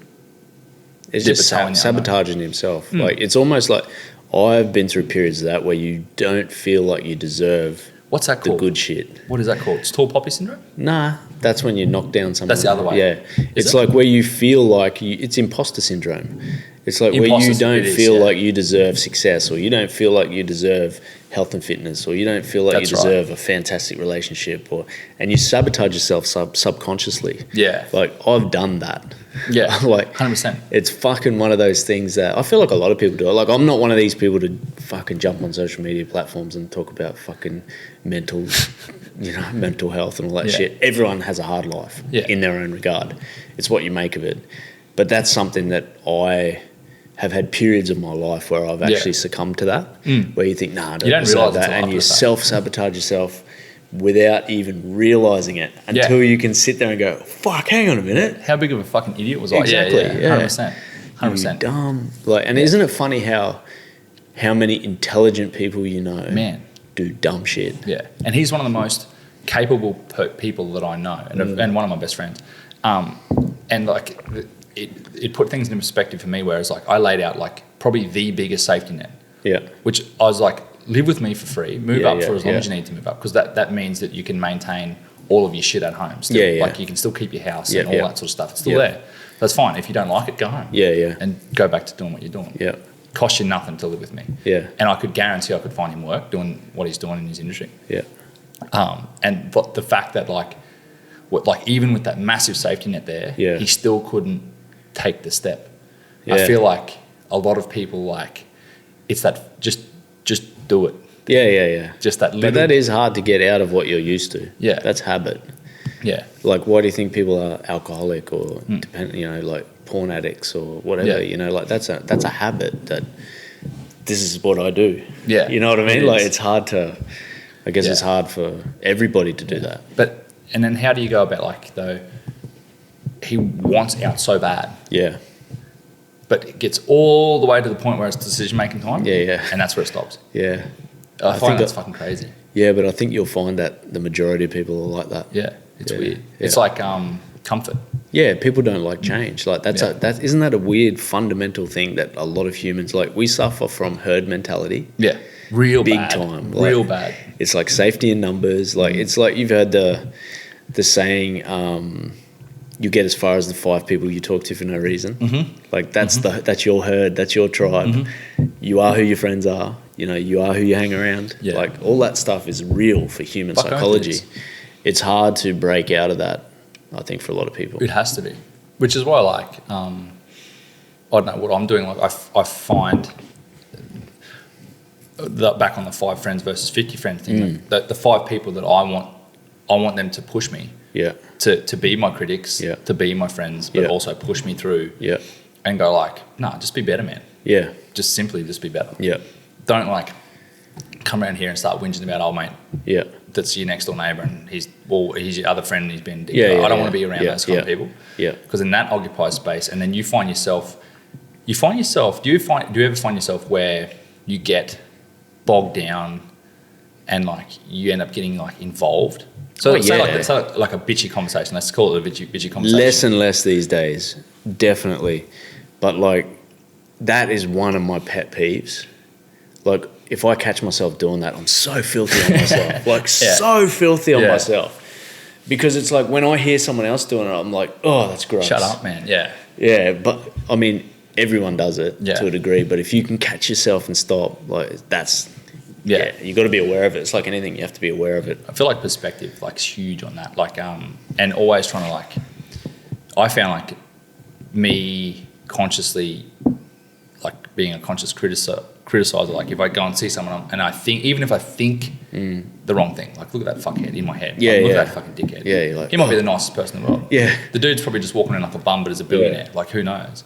Or he's got his own shit that he's dealing with. Yeah. And I've got the hide to criticize him on the zero facts that I have. Yeah. So shut up, man. Yeah. Mind your own damn business and get on and let something else occupy your mind. For sure, yeah. That's something I've gotten a lot better at. Unless it's someone or something that's attacking something that I've got something to do with. Yeah. You know what I mean? If I, in my mind, I have to defend my own position, I'm like, fuck that guy. Or, that's right. But generally speaking, that's a trap to get into. Yeah. Why is that human nature? I think it's got to do with at a fundamental level, we're competitive. Yeah, I suppose. Yeah, well, essentially you're competing for, back in the day, you were competing for mates, you were competing for food, everything. You're competing for space, land, all that. Yeah, I guess. Makes sense. It's kind of I feel what do they say? You never find a hater that's doing better than you.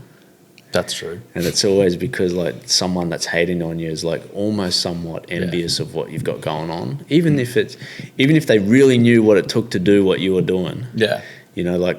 I remember actually hearing something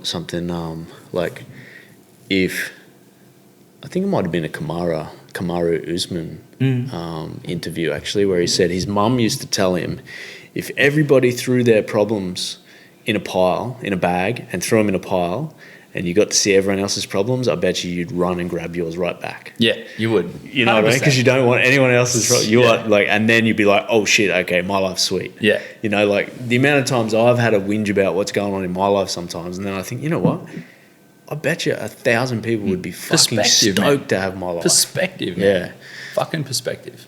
Yeah. And I feel the biggest thing for me is control the controllables and have I know it sounds super cliche, it sounds gammon as fuck, but be grateful. Yeah. It's like attitude of gratitude. You have to, man. Yeah. You have to. And you have to put a positive spin on everything. Like, you have to be optimistic. I feel like you have to be forcefully optimistic, glass half full. I think that's a good thing about business. Yeah. Because unless you're optimistic, your business isn't moving forward. Yeah. Well, you have to have an optimistic view of your pipeline. Yeah. How am I going to do this? What am I going to do? Let's go do this. Let's go do that. You know, that'll work. That might not work. But like, it's always optimism, because you think about in your business, right? If you're pessimistic, what does that lead to? Failure. That's it. Yeah, Doors closed. That's it. So you think of business as a metaphor for life. Yeah. If you're pessimistic about your life, it's going nowhere but fucking downhill. 100%. Yeah. I literally was just about to fucking, like, if I went on my last financial year's tax bill, I would have quit, man. Don't talk to me about tax bills. I would have quit. Fuck but I'm like, bills. well, fuck. Yeah. So you immediately go, fucking look at that big whopping bill I got, because that's the biggest thing in front of your face. But guess what? You asked for that. Yeah, 100%. Like, and then I go, fuck, that's so shit. Like, what's the fucking point of this? And fuck the government and all that sort of shit. And then you go, well, fuck, man, I turn over a lot of fucking money to get billed like that. Yeah, that's it. So, okay, what can I do now? And it got me better at accounting, and it got me better at being more proactive with putting money away and like all that sort of shit. So you go, okay, I can sit there and dwell on this. Part of the cost of doing business. I can dwell on this big lump sum of money that I owe now, that the dogs can take off. I'll just pay it off over the next 10 years. Control the controllables. Yeah. Or I can go, okay, how do I make sure that I manage this better next year? And then by managing it better next year, you learn shit. So then you're better off. Yeah. So that's the positive outlook on things. Yeah, definitely. And I think like that's fucking huge. That's like 100%. Huge thing. Yeah. And it plays into that whole like, oh, look at that fuckhead. Like, Like, what about giving him a compliment? Hey man, have a great day. Why can't you do that instead of being a dickhead? You know. It's funny, man, because like talk about the tax bills and shit. Like that prodigy in America has caused us a lot of fucking tax bills. Yeah. Holy fuck! Like that thing is going off over there. But like just when you think you're going epic, you go, oh, there's an excise tax bill. There's an income tax bill. There's fuck. It's like the American IRS, man, does not fucking miss. Yeah. They do not miss. It's fucked up. Actually, I assimilate business. That's one thing I do assimilate business in jiu-jitsu is like, it's like rise. Yeah. So like, I'm doing this without people being able to see it, but like rise, like imagine on a graph, like a rise, then a full plateau. Yeah. And your plateau might be your tax bill, or your plateau might be like your halting progression. Yeah. And then you'll rise, and then you'll plateau. You'd never go down. Yeah. Unless you're doing dumb shit. Something stupid, Yeah, but it's like normally rise, flat line, rise, and that's that constant evolution. But it's still over the time period, it's still, you're still leveling up. Yeah, so for sure. Yeah. If you do it the right way and you think about it the right way. Yeah, well, it's funny, like, I was only having this conversation with my missus the other day. Like, we've been doing this for like 9.5 years now, almost 10 years. So, like, if 5 years ago someone told me this is what you'd have going on right now, I'd be like, fuck, take me there tomorrow. Yeah. Whereas some days I'm like, holy fuck, this is too much. Yeah. It's a bit much for me. You know what I mean? Like trying to balance everything and trying to do it to the level that you want to be able to do it at. Yeah. But if you, like even now, like what I want the business to be in another 5 years, if we're there in 5 years, I'll be like, fuck, this is a bit much. Yeah. Because you're constantly in that little bit where you're trying to stretch yourself. You always give yourself those stretch targets to make it go where you want to go. But when you look back and you go, oh, we are actually where we wanted to be 5 years ago. And then, it's fucking hard. Yeah, it's stressful. Yeah, it's whatever. But how good does the good feel? Yeah, of course. Like it feels better than the mediocre, because the mediocre doesn't have as much bad feelings. But like, the good feels so good because the bad feels so bad. Yeah, well, I kind of think what it is like you feel alive. 100%. You know what I mean? Like that's how I love those risky. I love that feeling of like anxiety before you make a decision. Before like I go and buy, like I invest into something. I'm like, fuck, man. Before I sign the paper, I'm like, like it feels good. Yeah, of course. It feels good because you know you put all the work in to get to that point. Yeah, you're like it's a good decision, but it's still scary as fuck. Of course, yeah. And then you got to just trust in the process. You have to definitely, yeah. You go. Yeah, I was going to say the Prodigy launch was a big thing for us in America, like that. Yeah, you know, like I took it was well over 18 months to design that lure and just get. A lot of it was because of delays with COVID, getting samples and molding and all that sort of stuff. But like to get that bait exactly how we wanted it, and then to put it in an American scene for bass, which is a giant industry. It's a $60 billion industry every year. Yeah.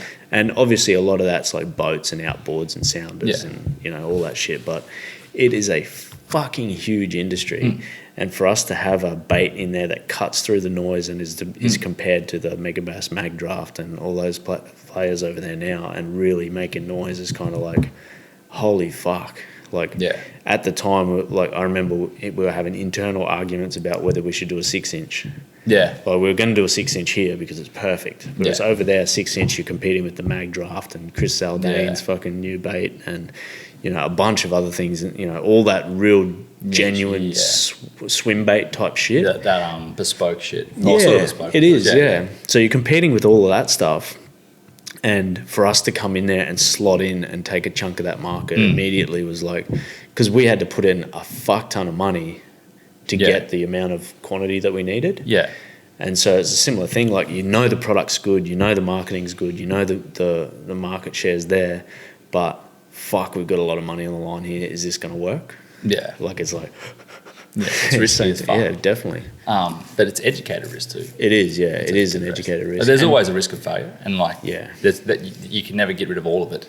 No, and I kind of like failing a little bit too. Yeah. I really do, because, like you said, that teaches you shit. You know, like we learnt a lot about that film comp.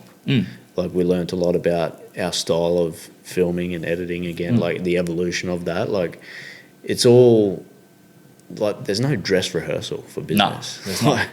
You just got to try shit and like gut feel, and then reassess your gut feel, and then move on from there. And like, I don't know, unless you're doing something super, super silly, I think every day is like a learning experience. And you can just evolve from there. 100%. I think like fucking that's where most people get it wrong, is they just look at it the wrong way and play the victim card. Yeah, well, that's like what was it? There's that, and there's also just falling in line with everyone else.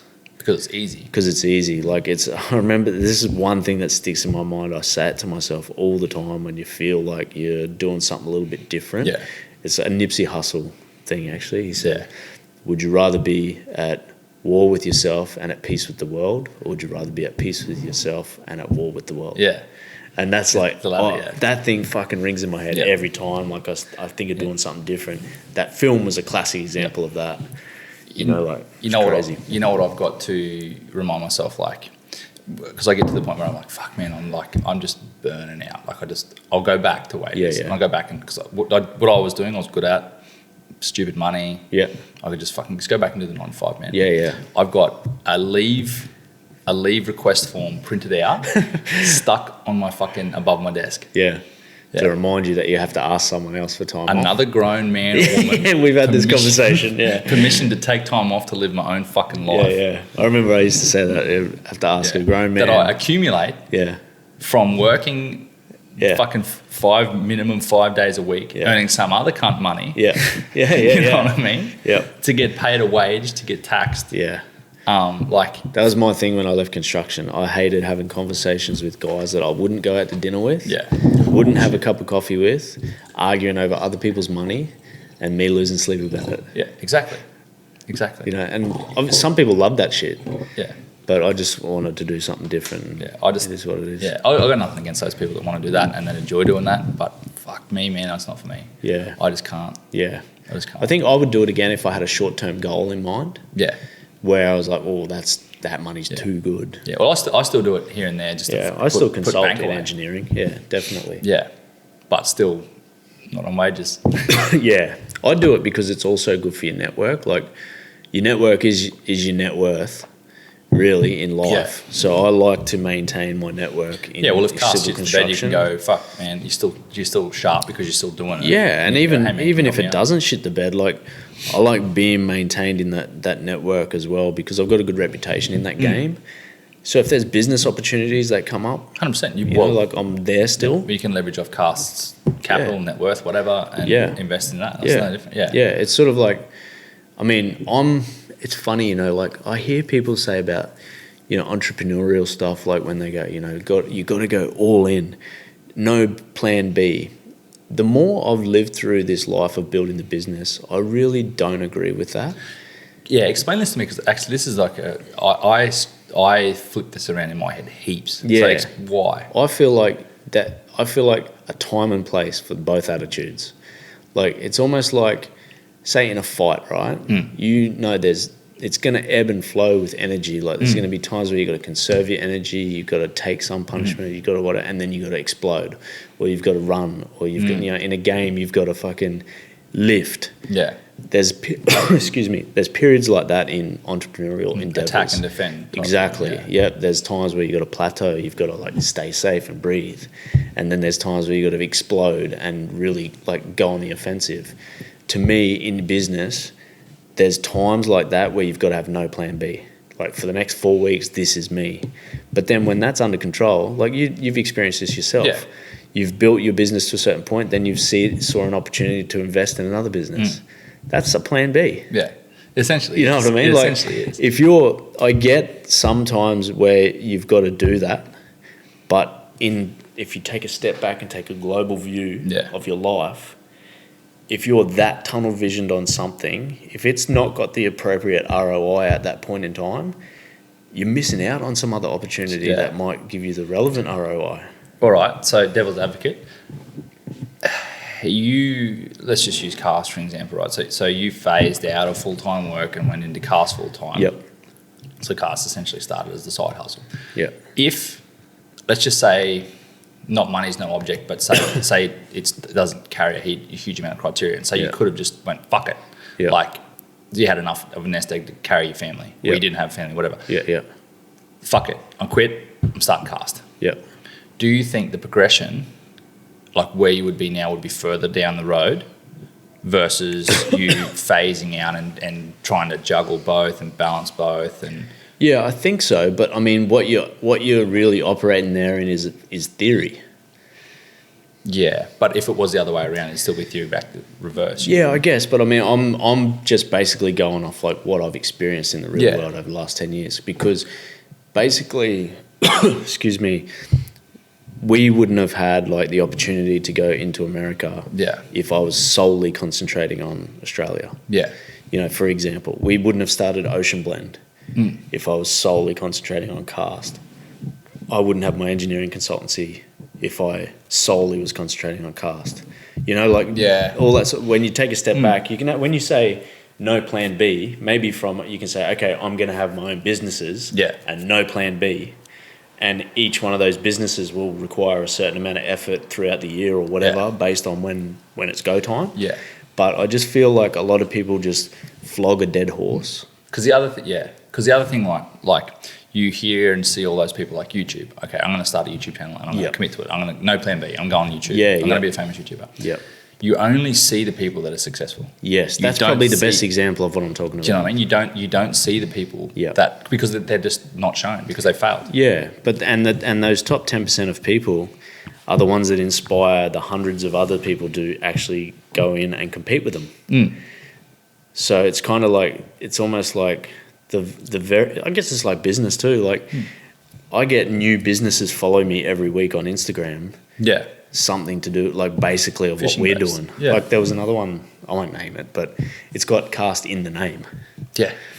Yeah. And it's like, follow. I know. Like, do you want me to follow you back? Or like it basically looks exactly like our brand, like which is trademarked, by the way. Yeah. You know, like it's weird like that, you know. It's nice to get to the point where you're at, like where it doesn't, like you don't care. Yeah, exactly. It's kind of nice. And that's sort of what I was getting at before about how, like right at the start of the conversation, to bring it back full circle, where there's no traffic in our lane.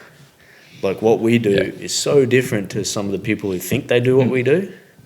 They don't do what we do exactly. You know what I mean? Like the way we do things and what we've got, you know, behind the scenes and stuff like that.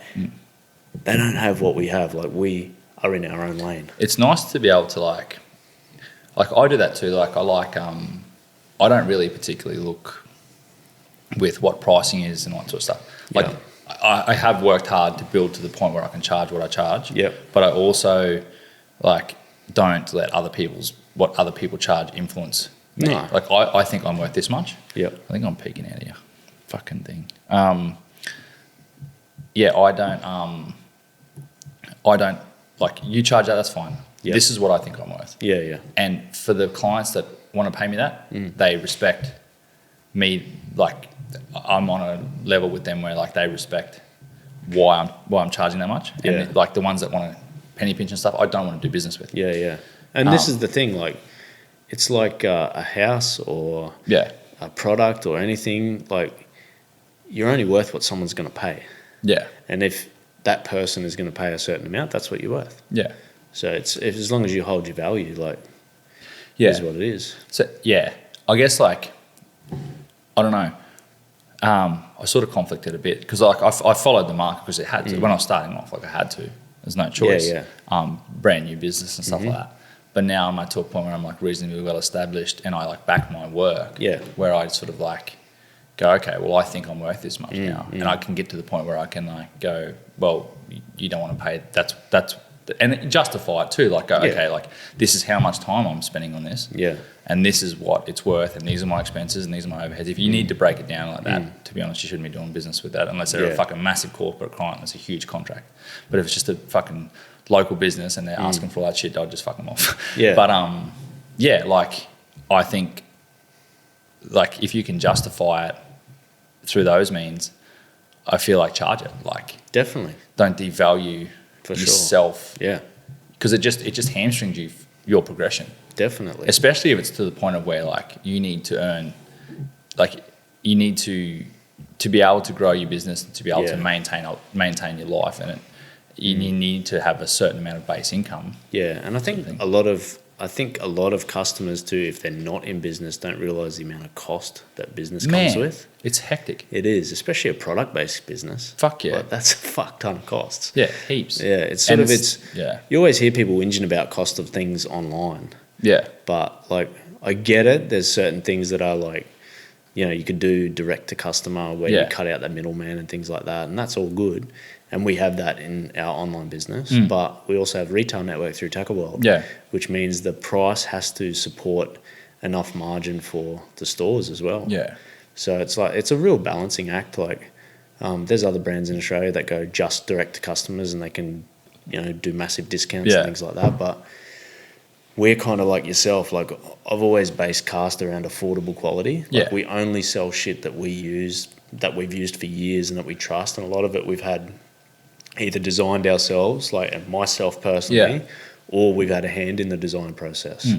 And it's sort of like, this is what it's worth. Yeah. We know it works. We've got 100%. The best customer service in the game, and that's and I'm definitely not saying like take the piss and like charge stupid money for fuck all. Like you have to justify it through like your deliverables as well, whatever that is, whether it's product, whether it's service. Dude, there's lure companies in Australia that charge almost 3 times our lure prices. For a paint job. They're still made overseas. Yeah. Yeah, true. Like, answer me that. But they have a reputation. They have a value. That's the price. It's like pay it or don't. It's like a pair of Nike shoes. Exactly. It's no different, man. That's it's the same thing. It's all perspective again. It is for sure. I had fucking something that I was going to say. Can't remember what the fuck it was. Have you used a Prodigy yet? No. Fuck. Man, I literally dead set. You don't even fish anymore. I don't. No, conventional fish. What about Barra? Like you love Barra. I do love Barra. And you haven't got Prodigy yet. I dead set haven't. I dead set haven't. I nearly bought you a packet just so you could touch one. I've got them at home. Have you? Unopened. Oh, fuck. Even worse. And you sent me them. Fucking shittest friend ever. So bad. No, but I literally, like, my rod racks were all set up with rods. Like, literally 2 days ago, I stripped them all down and put the fucking things away. Put all my reels and drawers. Did you? The only thing that's out is spear guns and fly reels. Fly reels, Yeah. Because at that point, it's fucked up. Fuck, man. That thing is a fucking Barra kryptonite. The Prodigy? Yeah. Tell me. Fucking Barra kryptonite. Tell me. Might get me back into barra fishing. Well, I probably won't. Nah. Because you're a fly fisher. Actually, that's what I was going to talk about before, but I forgot my... did you see Kobe's fucking Barra on fly? No. The real big one. I was messaging him a while ago because he got a 128 on a Prodigy. I saw that one. Yeah. Massive. Yeah, he got a couple. So I sent him a few more, and anyway, just been chatting to him a lot lately, actually. It's been good getting back in contact with him, to be honest. But he caught a couple of real good ones, and I said to him, get one on fly. And he's like, he's been trying before, like, and he's missed a few or whatever. And then he posted something the other day. He said, yes, that's a 12 weight or something, but no fish. And then the next one I think was a fucking giant on one of Benny's lures. Oh, true. And then I think he said, Oh, I seen the Irukandji one, yeah. yeah. And then the next one I think he said, this is not a something or other, and I wrote, and that's not a 10 weight, or that's not a 12 weight. And then the next story was fucking like, yep, that's a fly. It's like a meter 30 something. Man, on fly. He has cracked the code down there, hey. Oh, ridiculous. I know this is going to be shit podcasting, but he sent me the video. I'll show you. Like, don't say anything about backgrounds or whatever because you'll see it. But yeah. Fucking have a look at I feel like I already know. I feel like I'm already going to know where it is. There is the fucking photo, dude. Look at that on fly. That's a fucking horse, man. What big, the fuck? Big black brush fly looking thing, man. Jesus. That's unbelievable, eh? That's a horse, what man. A fucking feat. He needs to get a real camera. He hooked like 4 of them in that session on live scope. Just like got the live scope. There's one Twitch fisher, bang! Like the video's incredible. Like, man, I just got back from a trip to the Territory filming up there, like a film job for Vision Sports Fishing. Yep. And exactly the same. Yeah. Without giving too much away, live scoping, basically sight fishing. If there you go, if I got back into Barra, it would be active target only or live scope, whatever. But haven't you done the Johnny Mitchell course? Yeah, I have. And it's opened my mind. To live scope. Yeah. It opened my mind to live scope. It's basically live scope, but Johnny Mitchell does it without live scope. Yeah, Johnny Mitchell does it with his own eyes.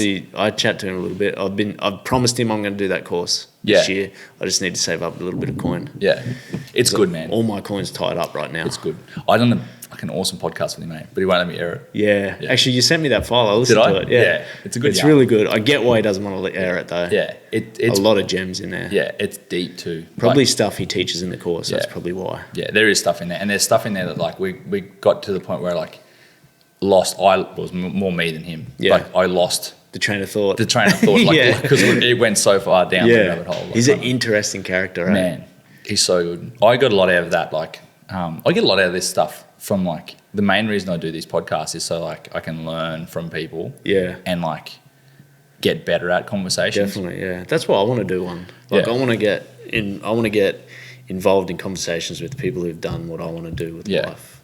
You know what I mean? Like I want to bounce. I found it's made me more like getting more articulate, better vocabulary, better knowledge base. Yeah.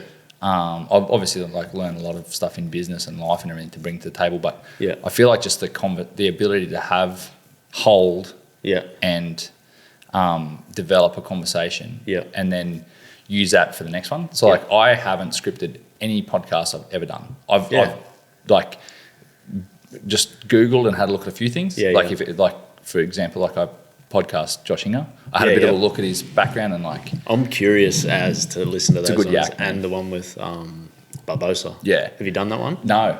No, because there was it was a shit show because we had it lined up. Yep.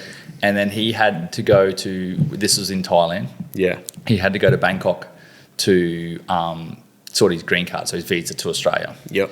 And he's a bit of a last minute off the hip kind of dude. Yeah. You reckon? Yeah. So he shot to Bangkok, so I missed him, and then he got back at like a ridiculous hour and then had to fly straight to Sydney. Yep. So then I caught up with him in Townsville when he was doing a seminar in Townsville. I literally got off the plane, rolled back in, because he was like, let's do it when I get to Townsville to do your seminar at your gym. Yeah. Let's do it that night. Yeah. I got there. He's crook as a fucking dog. Oh, no. Absolutely crook as a dog. He's like, let's try and do it, bro. No worries.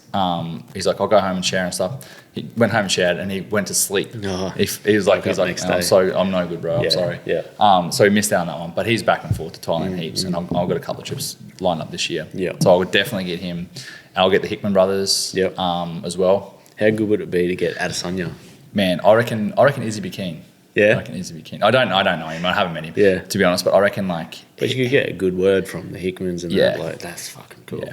The problem with those guys is they have to be super careful with what they say. And I don't know like the rules around that sort of stuff. Like for me to send Wei Li like photos. Yeah.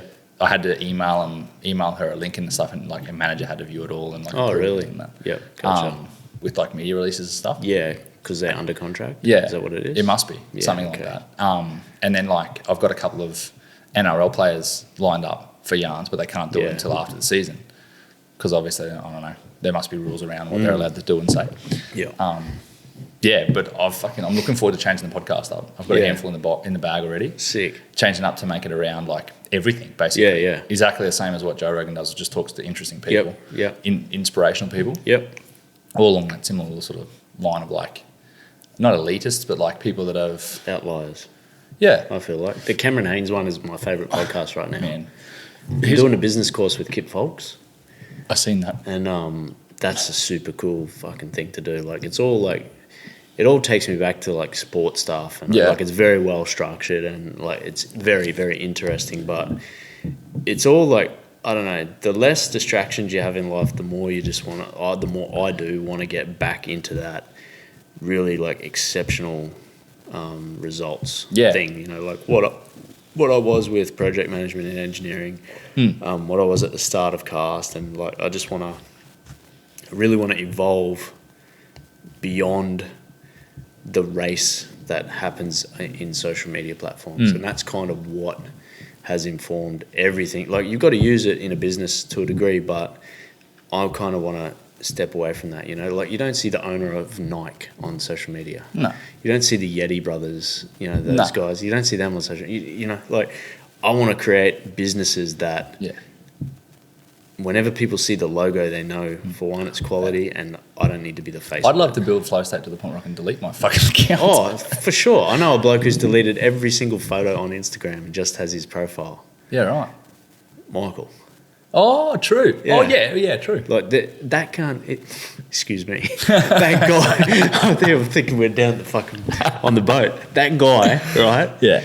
Is a legitimate fucking fisherman. Yeah. Right? For his... area what he chases, like, and not a fishing photo on Instagram. Yeah. Because he knows who he is, he knows what he does, and like his contribution to the game is shaping some of the culture behind the scenes at Cast.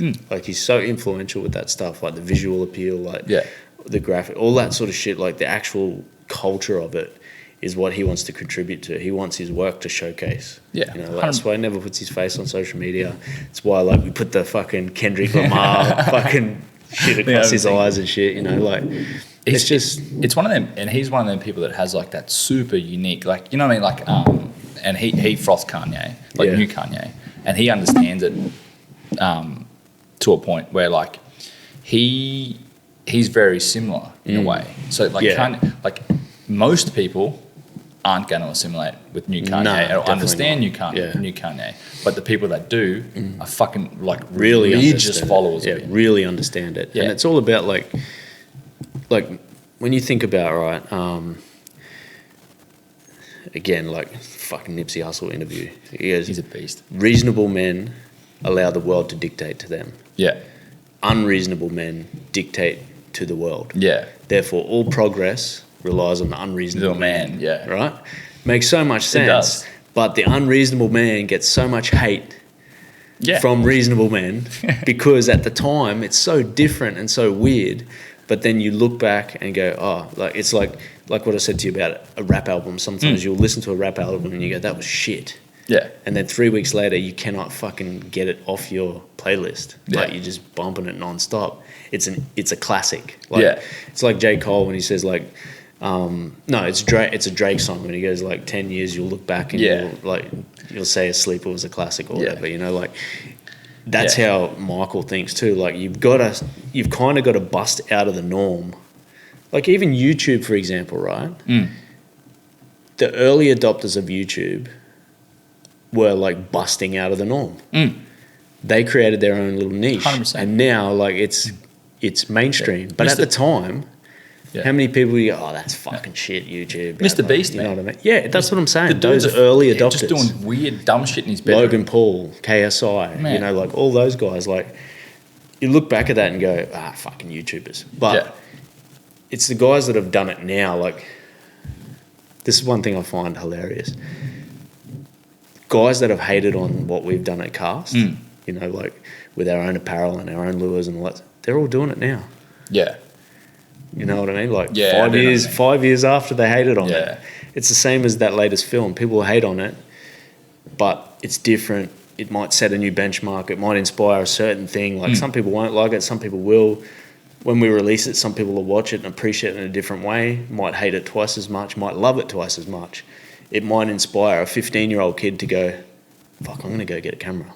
Yeah, 100%. You know, or a guy to go, "I like the way the music was mixed on that." Yeah. That's so different. And it might inspire a young kid to get into music production. Or, you know what I mean? Yeah. Like, it's just life. Like, Yeah. you got to push the boundaries, get out of the comfort zone, try new things. You never know where things are going to land. And like I said, that film and Michael's inspiration from that, maybe it didn't hit where it should have hit for that competition, but it definitely influenced the way that we are now with the app and all, you know, our editing style in America and all that stuff. Well, you can influence. It depends what way you want to go with it too, because you can influence a lot of people moderately, or you can influence a small amount of people hugely. massively. Yeah, you know what I mean? that's Which is, I feel, probably what that film's done. It probably did, yeah. And like, I mean, let's face it, I really don't think there was that many people that watched that competition. No. Because, like, if you're really honest about it, like, the first time those things get run all the time, it's always pretty average. Yeah. Like, that competition will probably go on to bigger and better things. Yeah. It doesn't fit our business model. I'd love to see like a really like focused things like fly fishing films or strict criteria. Yep. Fly fishing only. Well, that's what fits our model. Like, Yeah. you know, like, we've won international film awards. Yeah. Because that kind of model is like that's where our content fits. You know, like, How would you go? So like, say that entry was fly only, and you entered into whichever fly fishing film fest you wanted to. How do you reckon it'd go? Objectively, I don't know. I really don't know. It's definitely very different. What would the international uptake be? Because there's nothing like that I've seen out there. It's like you can't even explain it. It's like it's kind of it's really intricate too. Like, even the first 2 minutes of it, right? Yeah. It's designed to mimic the Instagram feed. Yeah. Like, everyone just scrolls, click, click, click, click, click, click. Like, you can't take anything in because it's so confusing, and that's everyone on fucking phones all day long. Yeah. You know, like, everything scrolls past you so quickly, you just don't absorb anything, and then something cool happens, a viral video or something, and it just goes bang, hits you in the face, sucks you in for a little bit, and then, like, you know, then we sort of, the whole way that film was set up was that assault on your senses for social media. Then it was like we were talking about. We took it back to like the heritage of cast with like a bit of a goals feel, and then we introduced Flynn more into it, which is like the new breed. And then as it went through, like a whole new direction for fishing. You know, like what can you take out of this film? What can it make you feel or think about? Why you fish, how you fish, who you fish with. You know, why you do what you do, and like it was just a thought piece, really. But like I said, that format for that particular competition was not the result. Yeah. Like, it wasn't made for that competition, basically. We wanted to make something that would elevate our brand to the next level for what we want to do. Because, let's face it, that competition, you watch the film, then it's gone. Yeah. It serves a purpose for that competition. We got a lot of eyes on it. We got articles written about us. We did podcasts. We did a whole bunch of shit, and we had an epic sales period afterwards. And it really just changed the tact of our visual presentation for the brand, and like the way that film was accepted by the Americans that saw it. Yeah, like that's a whole different market over there as well. Yeah, it's a different world, man. Definitely, like, literally, like you cannot. The industry's linked visually, but like actual like money changing hands. Yeah. Like the actual the financial side of that industry is completely different. Yeah. You know what I mean? Like. Yeah, attention is currency, but so is money. Man, yeah. You know what I mean? Like, if you can trade off attention, great, but I know it's scalable. Yeah, 100%. I need a toilet break. Yeah, too easy. Pause, I'm fucking busting. Yep. All right, we're back. Feel better? Much better. It's getting a bit uncomfortable there. It was.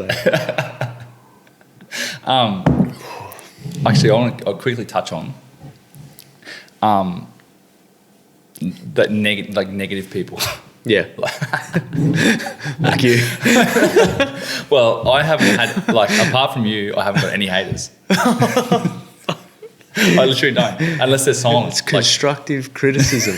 We've been through this. Nobody. You're like a mirror, cunt. Anything I say, you come back with like twice as bad.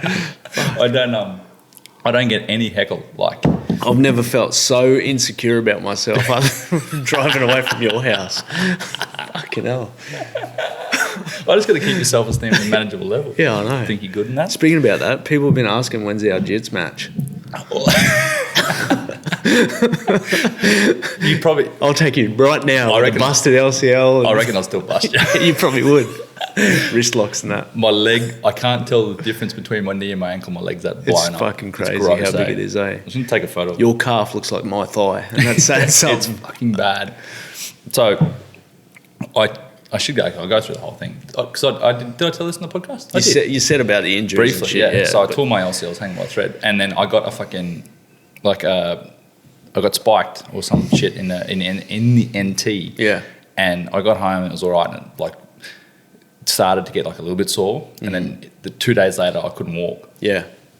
And I've got like a cellulitis, staph, fucking massive infection in my leg, and my whole leg's like full of fluid. I look like one of those like old fat people. Yeah, you got cankle. You got a cankle. It's huge. One cankle. Yeah, I'm down here swinging off cameras. It's fucking ridiculous. And How was that trip? The NT trip? Yeah. Wild. Yeah. How many days were you there for? I blew in, shot for 3 days and blew home. Yep. Because I had jobs. And it was epic, man. Was it? I love it up there. So I could fucking move back. Yeah. I could dead set move back. That's fucked though. So good, man. We got so many meteries. It was ridiculous. Yeah. I don't even know what the stats were. I should have asked Benny actually. Yeah. The boys were there for 6 days, the punters, which was like Guy Fenwick and that. Yeah. Legends. He's a good dude, yeah. Legends. So they were there for 6 days. I shot for 3, and I got like shit tons of content. I literally have to choose between jump shots. Yeah, I got that many jump shots. That's cool. I got to choose, and I literally got to pick which metery looks better. In each different shot. It's fucking wild. That's awesome. And all like shit where like you're fishing active target. Yep. You're essentially sight casting the fish, and we're throwing big rubbers so you can see them heaps good on the sounder. Yep. Watch the fish turn, so I can go. Boom, film the sound up. He's turned on it. Boom, throw on the dude. Yeah. Bang. Yeah, that's cool. And Benny was talking through it too, like, good cast this person, good cast that person. So I knew exactly which person was shooting. Yep. Got some crazy hookups and shit. Yeah, massive. One fish jumped into my camera. It's actually hit the camera? The FX6. Oh, wow. Water everywhere. It was fucked. It was awesome shot. I'll show you. Yeah. But yeah, jumped did like a full vertical head shake. Yeah. And then went in the water and just went back mouth. Oh wow. I got its like mouth right at the swallowing the camera. That's awesome. It's fucking sick. Benny runs our leader, eh? Yeah. The top water leader. It's fucking good shit. It is, man. He rates it. Yeah, definitely. He a man to please. He is, man. And he'll tell you if it's shit too. Yeah, for sure. 100%. It I like it. Again, first time I've used it properly. Holy fuck. Fucking but tying FG knot into it, I find it the knots bite in well, but it also is super abrasive resistant, which 100%. Is weird and hard thing to find.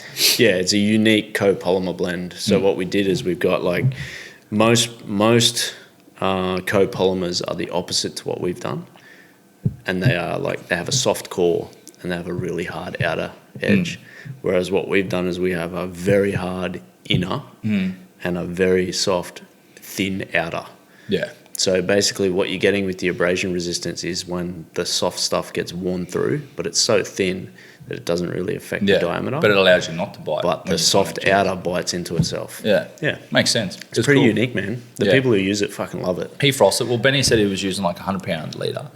Which is sort of what you do, like 80 plus for those big fish. Yep. But he's gone down to the 80 because it's enough. It's so good, that's right.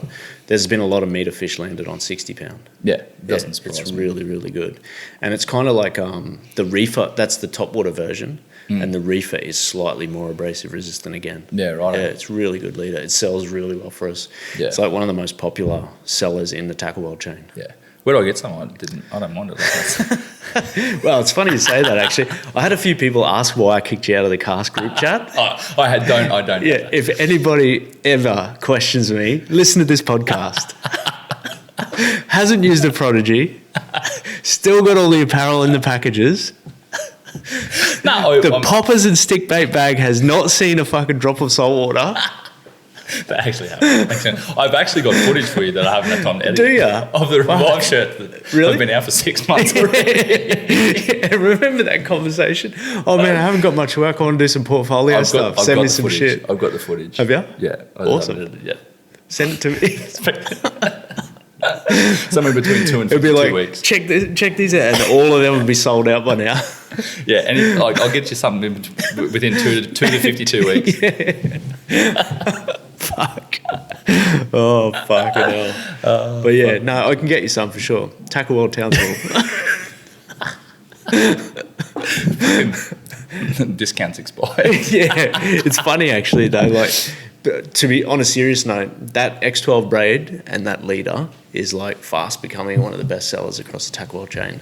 Yeah. That braid is fucking incredible. Like, we had a small batch there where we had a problem. We rectified that. It looked like it was something to do with some of the machining, like that might have had a little burr on one of the spools or something. And just, like, so we fixed any of the spools that broke, and we replaced them or whatever. But that fucking braid, man, casts a mile. Yeah, it's got that good. wicking shit, doesn't it? Like, Yeah, it's got two processes. One's called high stitch, which is like a steam bath. So it goes through a steam bath, and that actually like forces out all the air in between the fibers. Yeah. So it really compresses it. And then we have like a proprietary blend on the top of it, which is like, it's got a little bit of Teflon and other stuff in it. Makes it so slick. Yeah. Like, you've seen it cast that like little jungle perch fucking shit, like the PE1 and stuff. Fucking hell. Yeah. Shoots it. Over And the moon. the wicking too is good, like, because like as you Yeah, it sheds moisture, so it's always fucking dry. Does that last? Yeah, it does. Yeah, definitely. Yeah, Yeah, it's one of those things in America. We get people that buy it that like they're so used to certain distances when they're pitching and flipping like under docks and shit, and then they use our braid and they have to like recalibrate their distance because it just shoots it further. Like, there's so much less friction. It's fucking cool. That's a really good seller for us. It's fucking epic. That's good. We tested it for a long time. I remember it being a fucking mucking. Yeah, we had it in we were different mucking colours. prototypes ages ago. That trip, that trip where we smacked all them G's and you got a couple of perms? Yeah. That trip was like 3 months into testing that braid. Yeah, and that was fucking back when you used to talk ages to me. ago. Back when we were friends. That was pre-COVID. It was pre-COVID. 100% was pre-COVID. Yeah. Isn't it weird like that? Back when you were down for the send. Not no more. I'm still down for the sand. I just don't have time. Yeah, heaps and that. Remember you were saying like you make time for shit that's important to you? Yeah. Yeah. It is. Yeah, now you don't have time. Hence no prodigies. Nah. Oh, I remember barra fishing. Fucking, I'd overspill a bait cast straight away, I reckon. Fuck. Oh, fuck. But yeah, man, I'm so proud of those prodigies. Like, the amount of big barra and big cod now getting caught on them, fucking incredible. Yeah. It's sick. There's some, like, not to take away from what you're doing, but there's some good, like, boutique products in the market. Yeah, definitely. Ours is not a boutique product, but it's designed. No, I mean, like, I don't know what you call it. Yeah, not bespoke kind of stuff. Yeah, not out of a bit, not a big company pumping stuff out. Yeah, 100%. Or like semi copy, then modify slightly and then pump it out. Yeah. The thing I like about the Prodigy design is where we've put the removable rattle. Like it's a pretty unique combination of like head to body ratio, tail wrist. It's got some scallops in there as well down the bottom, and the size tail to the to the proportions of the tail wrist and the body. It gets like, everyone goes, oh, body roll. You should see this thing fucking body roll, man. It's fucking wild. Like, the amount of secondary action that's available. Plus, you got the audible rattle in there that you can take out, which is stealth mode or an audible lure. Plus, the way you can rig it, like, especially the bigger ones take a lot of different types of rigs with stinger hook arrangements and all that sort of thing. But the small ones with the rattle chamber underneath the chin, you can pull that rattle chamber out and replace it with like a tungsten nail weight. Yeah, right. And then you can nose hook the bait. Yeah, like American style. Yeah, and it turns it into like a fucking soft plastic spy bait. Yeah. So it's like super finesse, but it just goes like this. Drifts down. Yep. On the sink. That's sick. Yep, perfectly horizontal. And you can fucking work it so slow and it just sits perfectly fucking horizontal. Cool. Yeah. You get big barren nibs doing that. Yeah, man. Big fish nibs.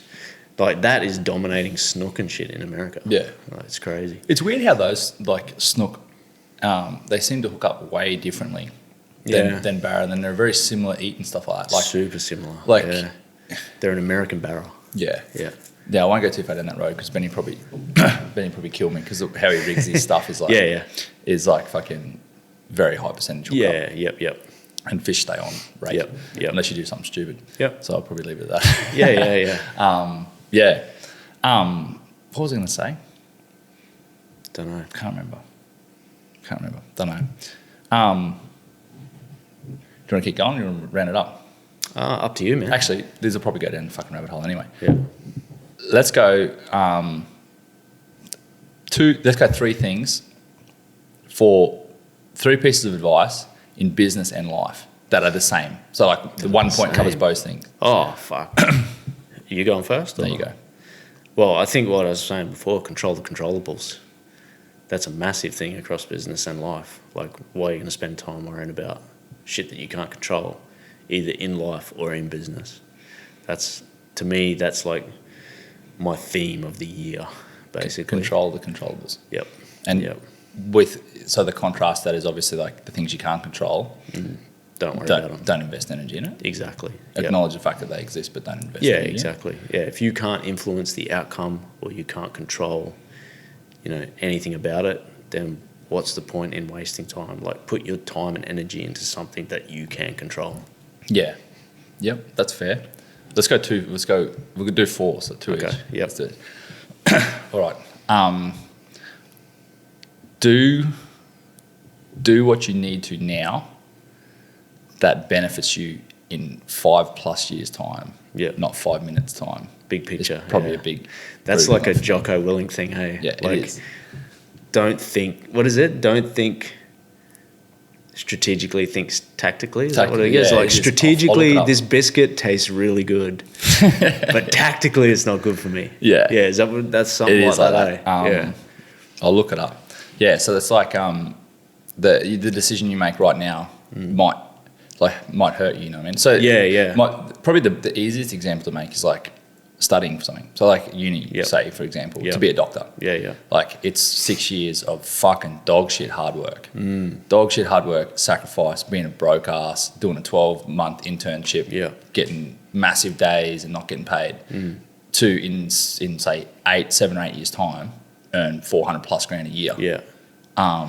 And be financially free. And I see a lot of that kind of mentality in Buster. Yeah. Like, look at how good a shape he is in at 43 years old. He's a reggae.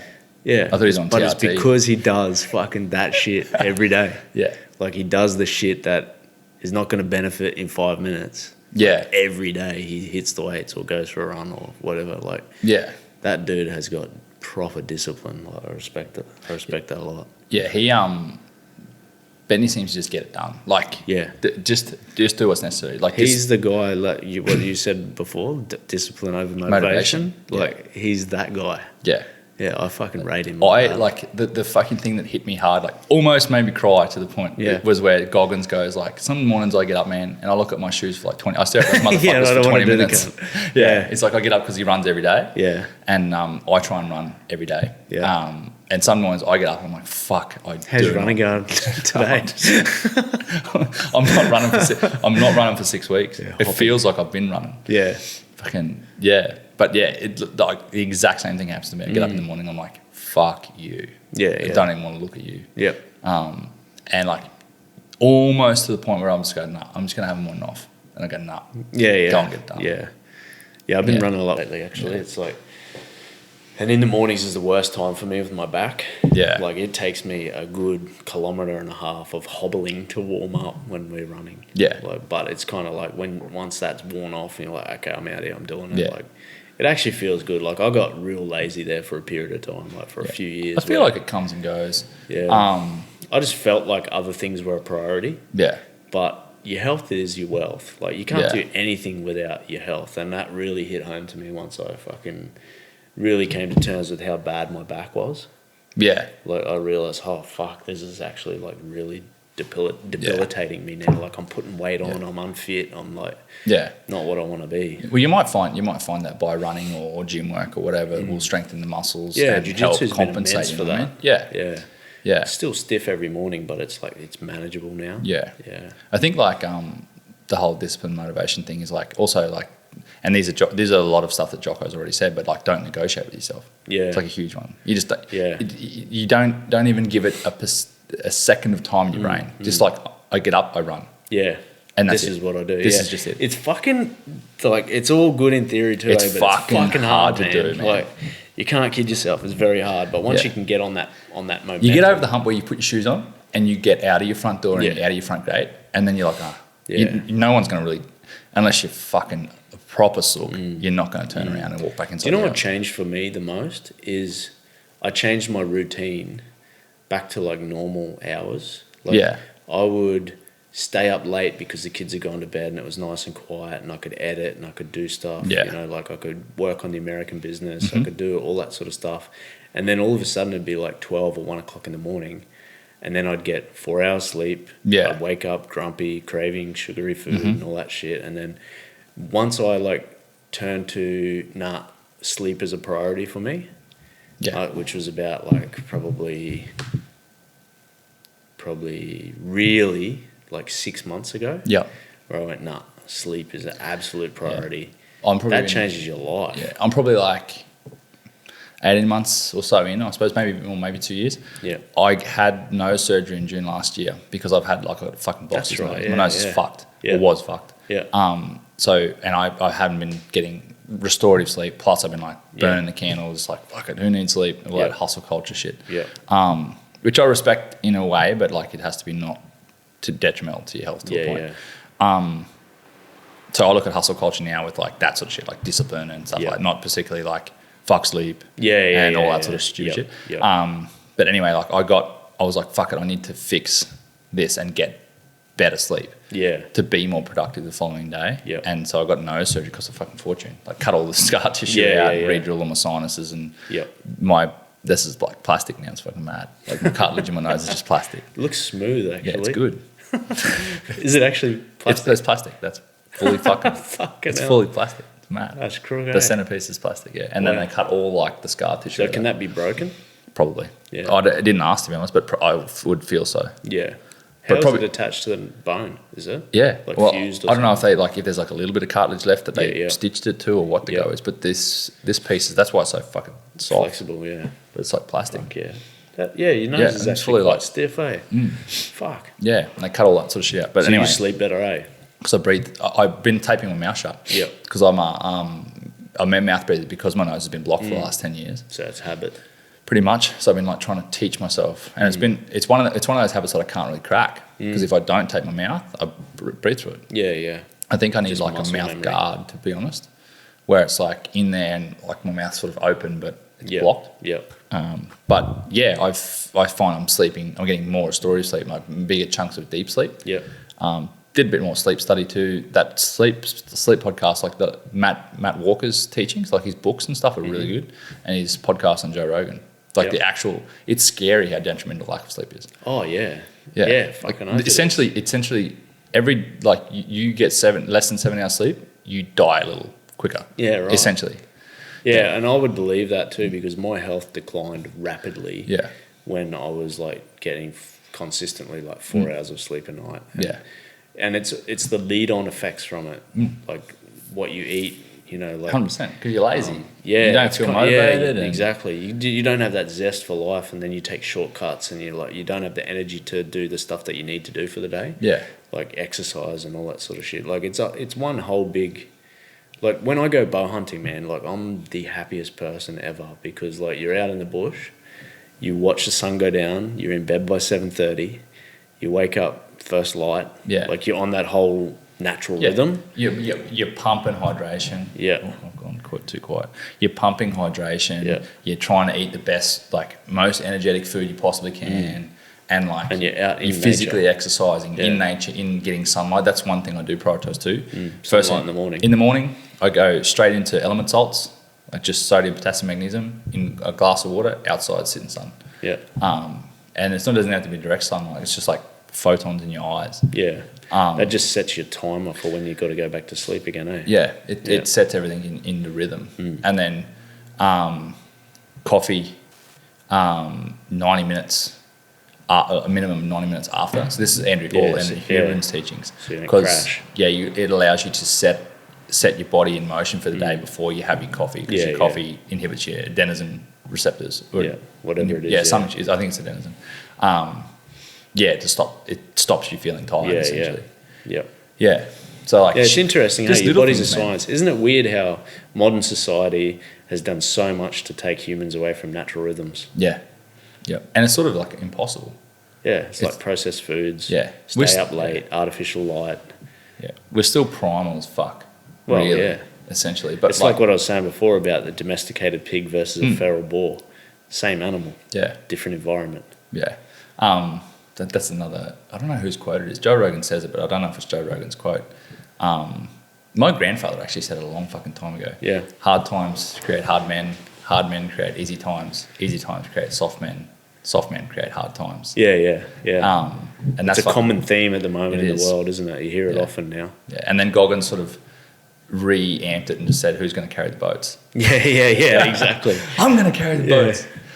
They don't know me, son. They don't know me, son. He's a fucking lunatic. Yeah. Have you read his second book? No, I haven't. I haven't had the time to sit It's pretty good, eh? Like the first one was like more. The first one was very different. The second one is like more of a like his next phase of life, which is really interesting. Yeah, well, I listened to his podcast on modern wisdom. Is fucking amazing. It's probably his best. You know how like on Rogan he's like super heavy-handed. Yeah. And like that sort of it sort of like dilutes the point a little bit.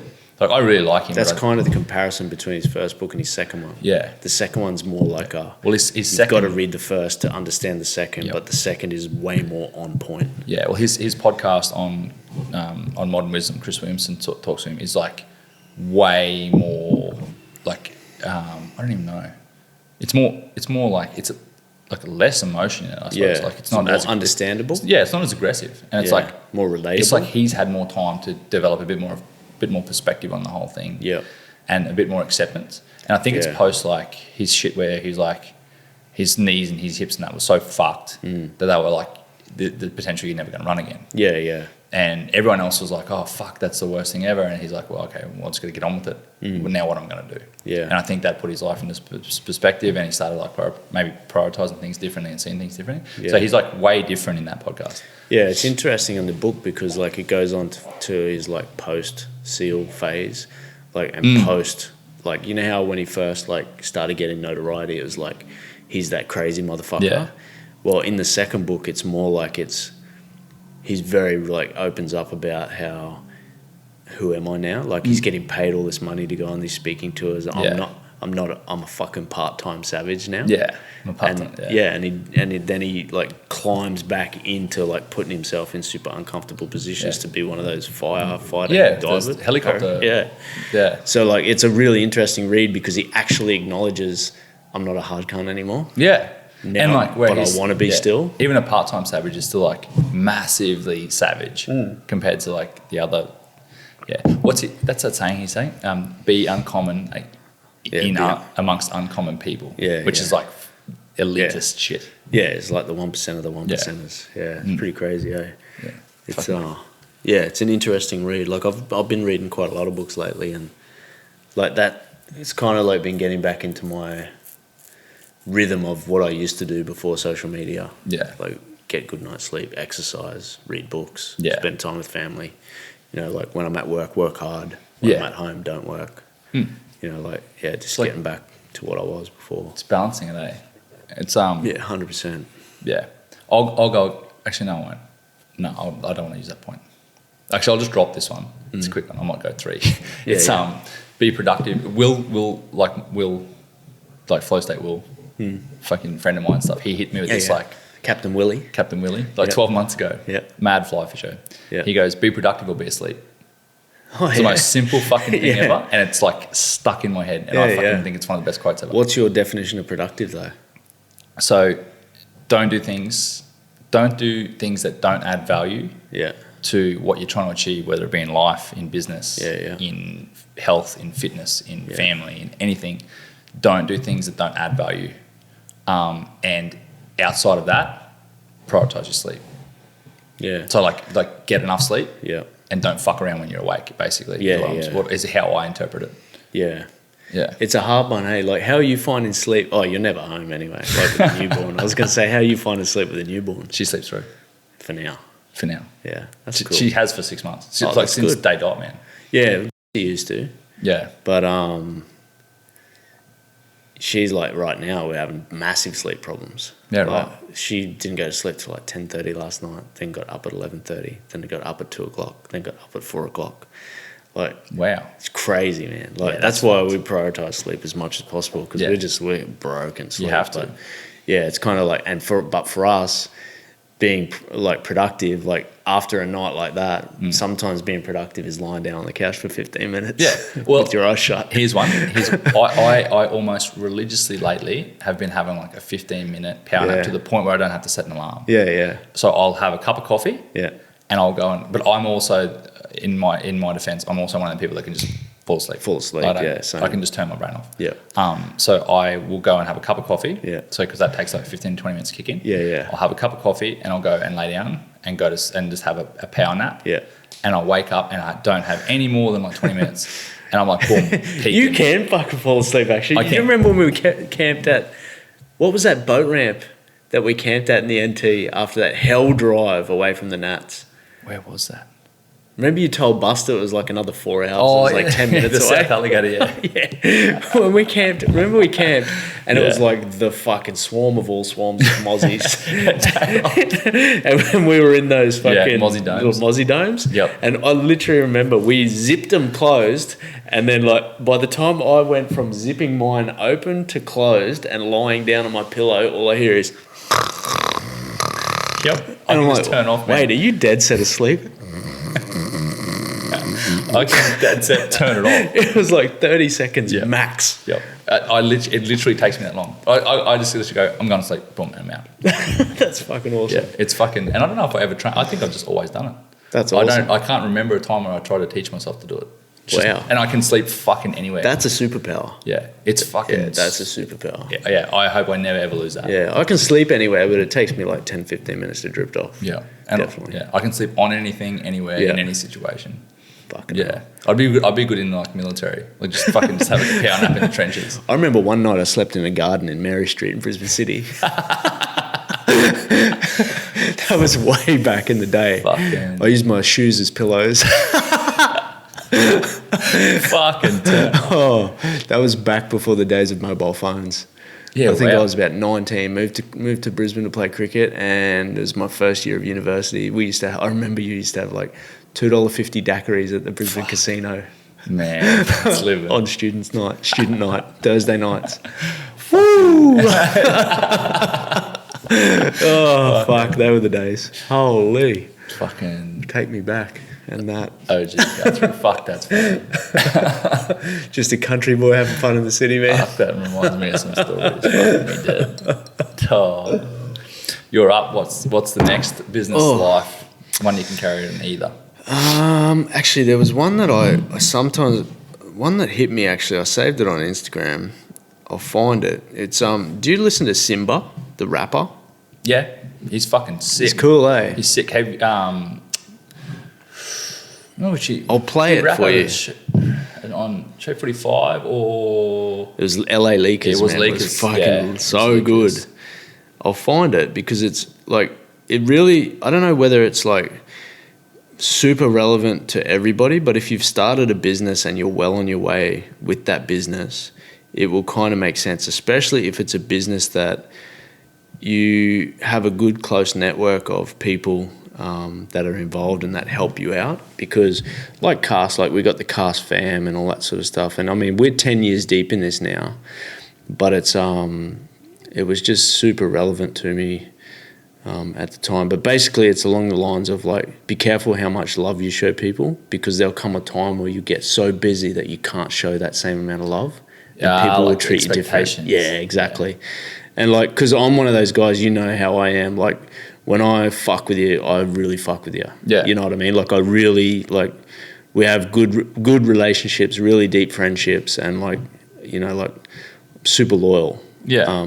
But it's like when you get to that point where you're so busy that you can't show the same level of loyalty or the same level of appreciation that you used to show, sometimes people can look at you a little bit differently, you know, and it's just one of those things that I guess in life as well, like, you know, even when I can't find it, but it's along those lines anyway, like in life even, like, you know, you got your group of mates or whatever, then you meet a girl and you get married and you can't hang with your mates again. Like, it's the same thing. Like, I guess you just got to, I don't know, just be careful how much you give to people, because there'll be a time where you can't give it to them anymore, and then that can come back to bite you. Yeah. And that's an interesting experience that I've had through cast over a period, more so in the early years. Yeah.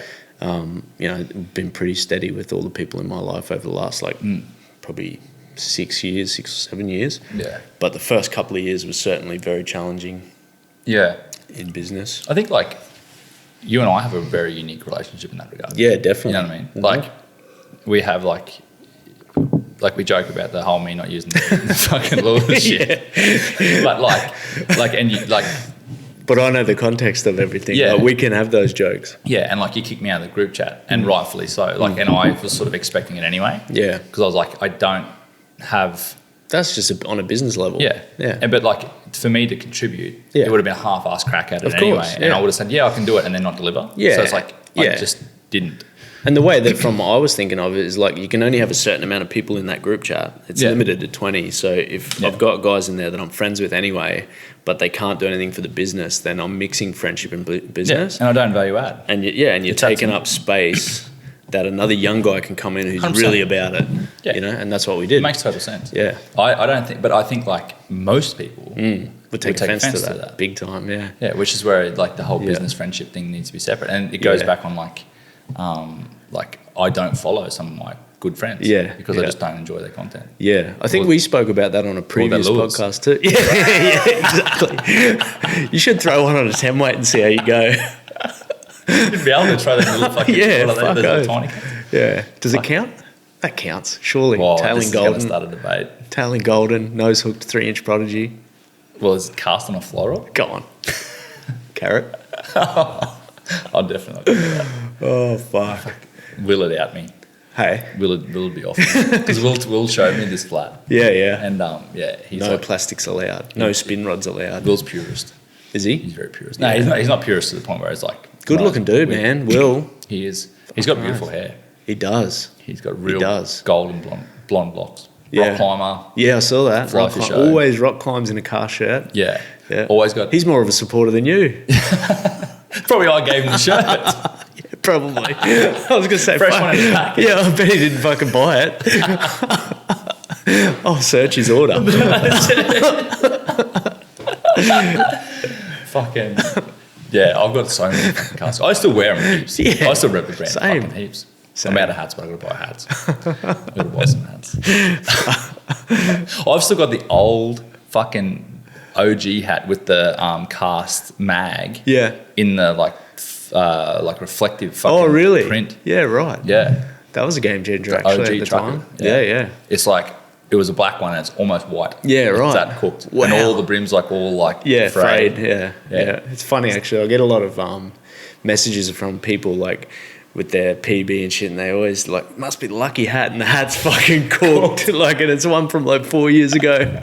Well, change it up, dude. You didn't do a run of Fish Army hats. Yeah, I should.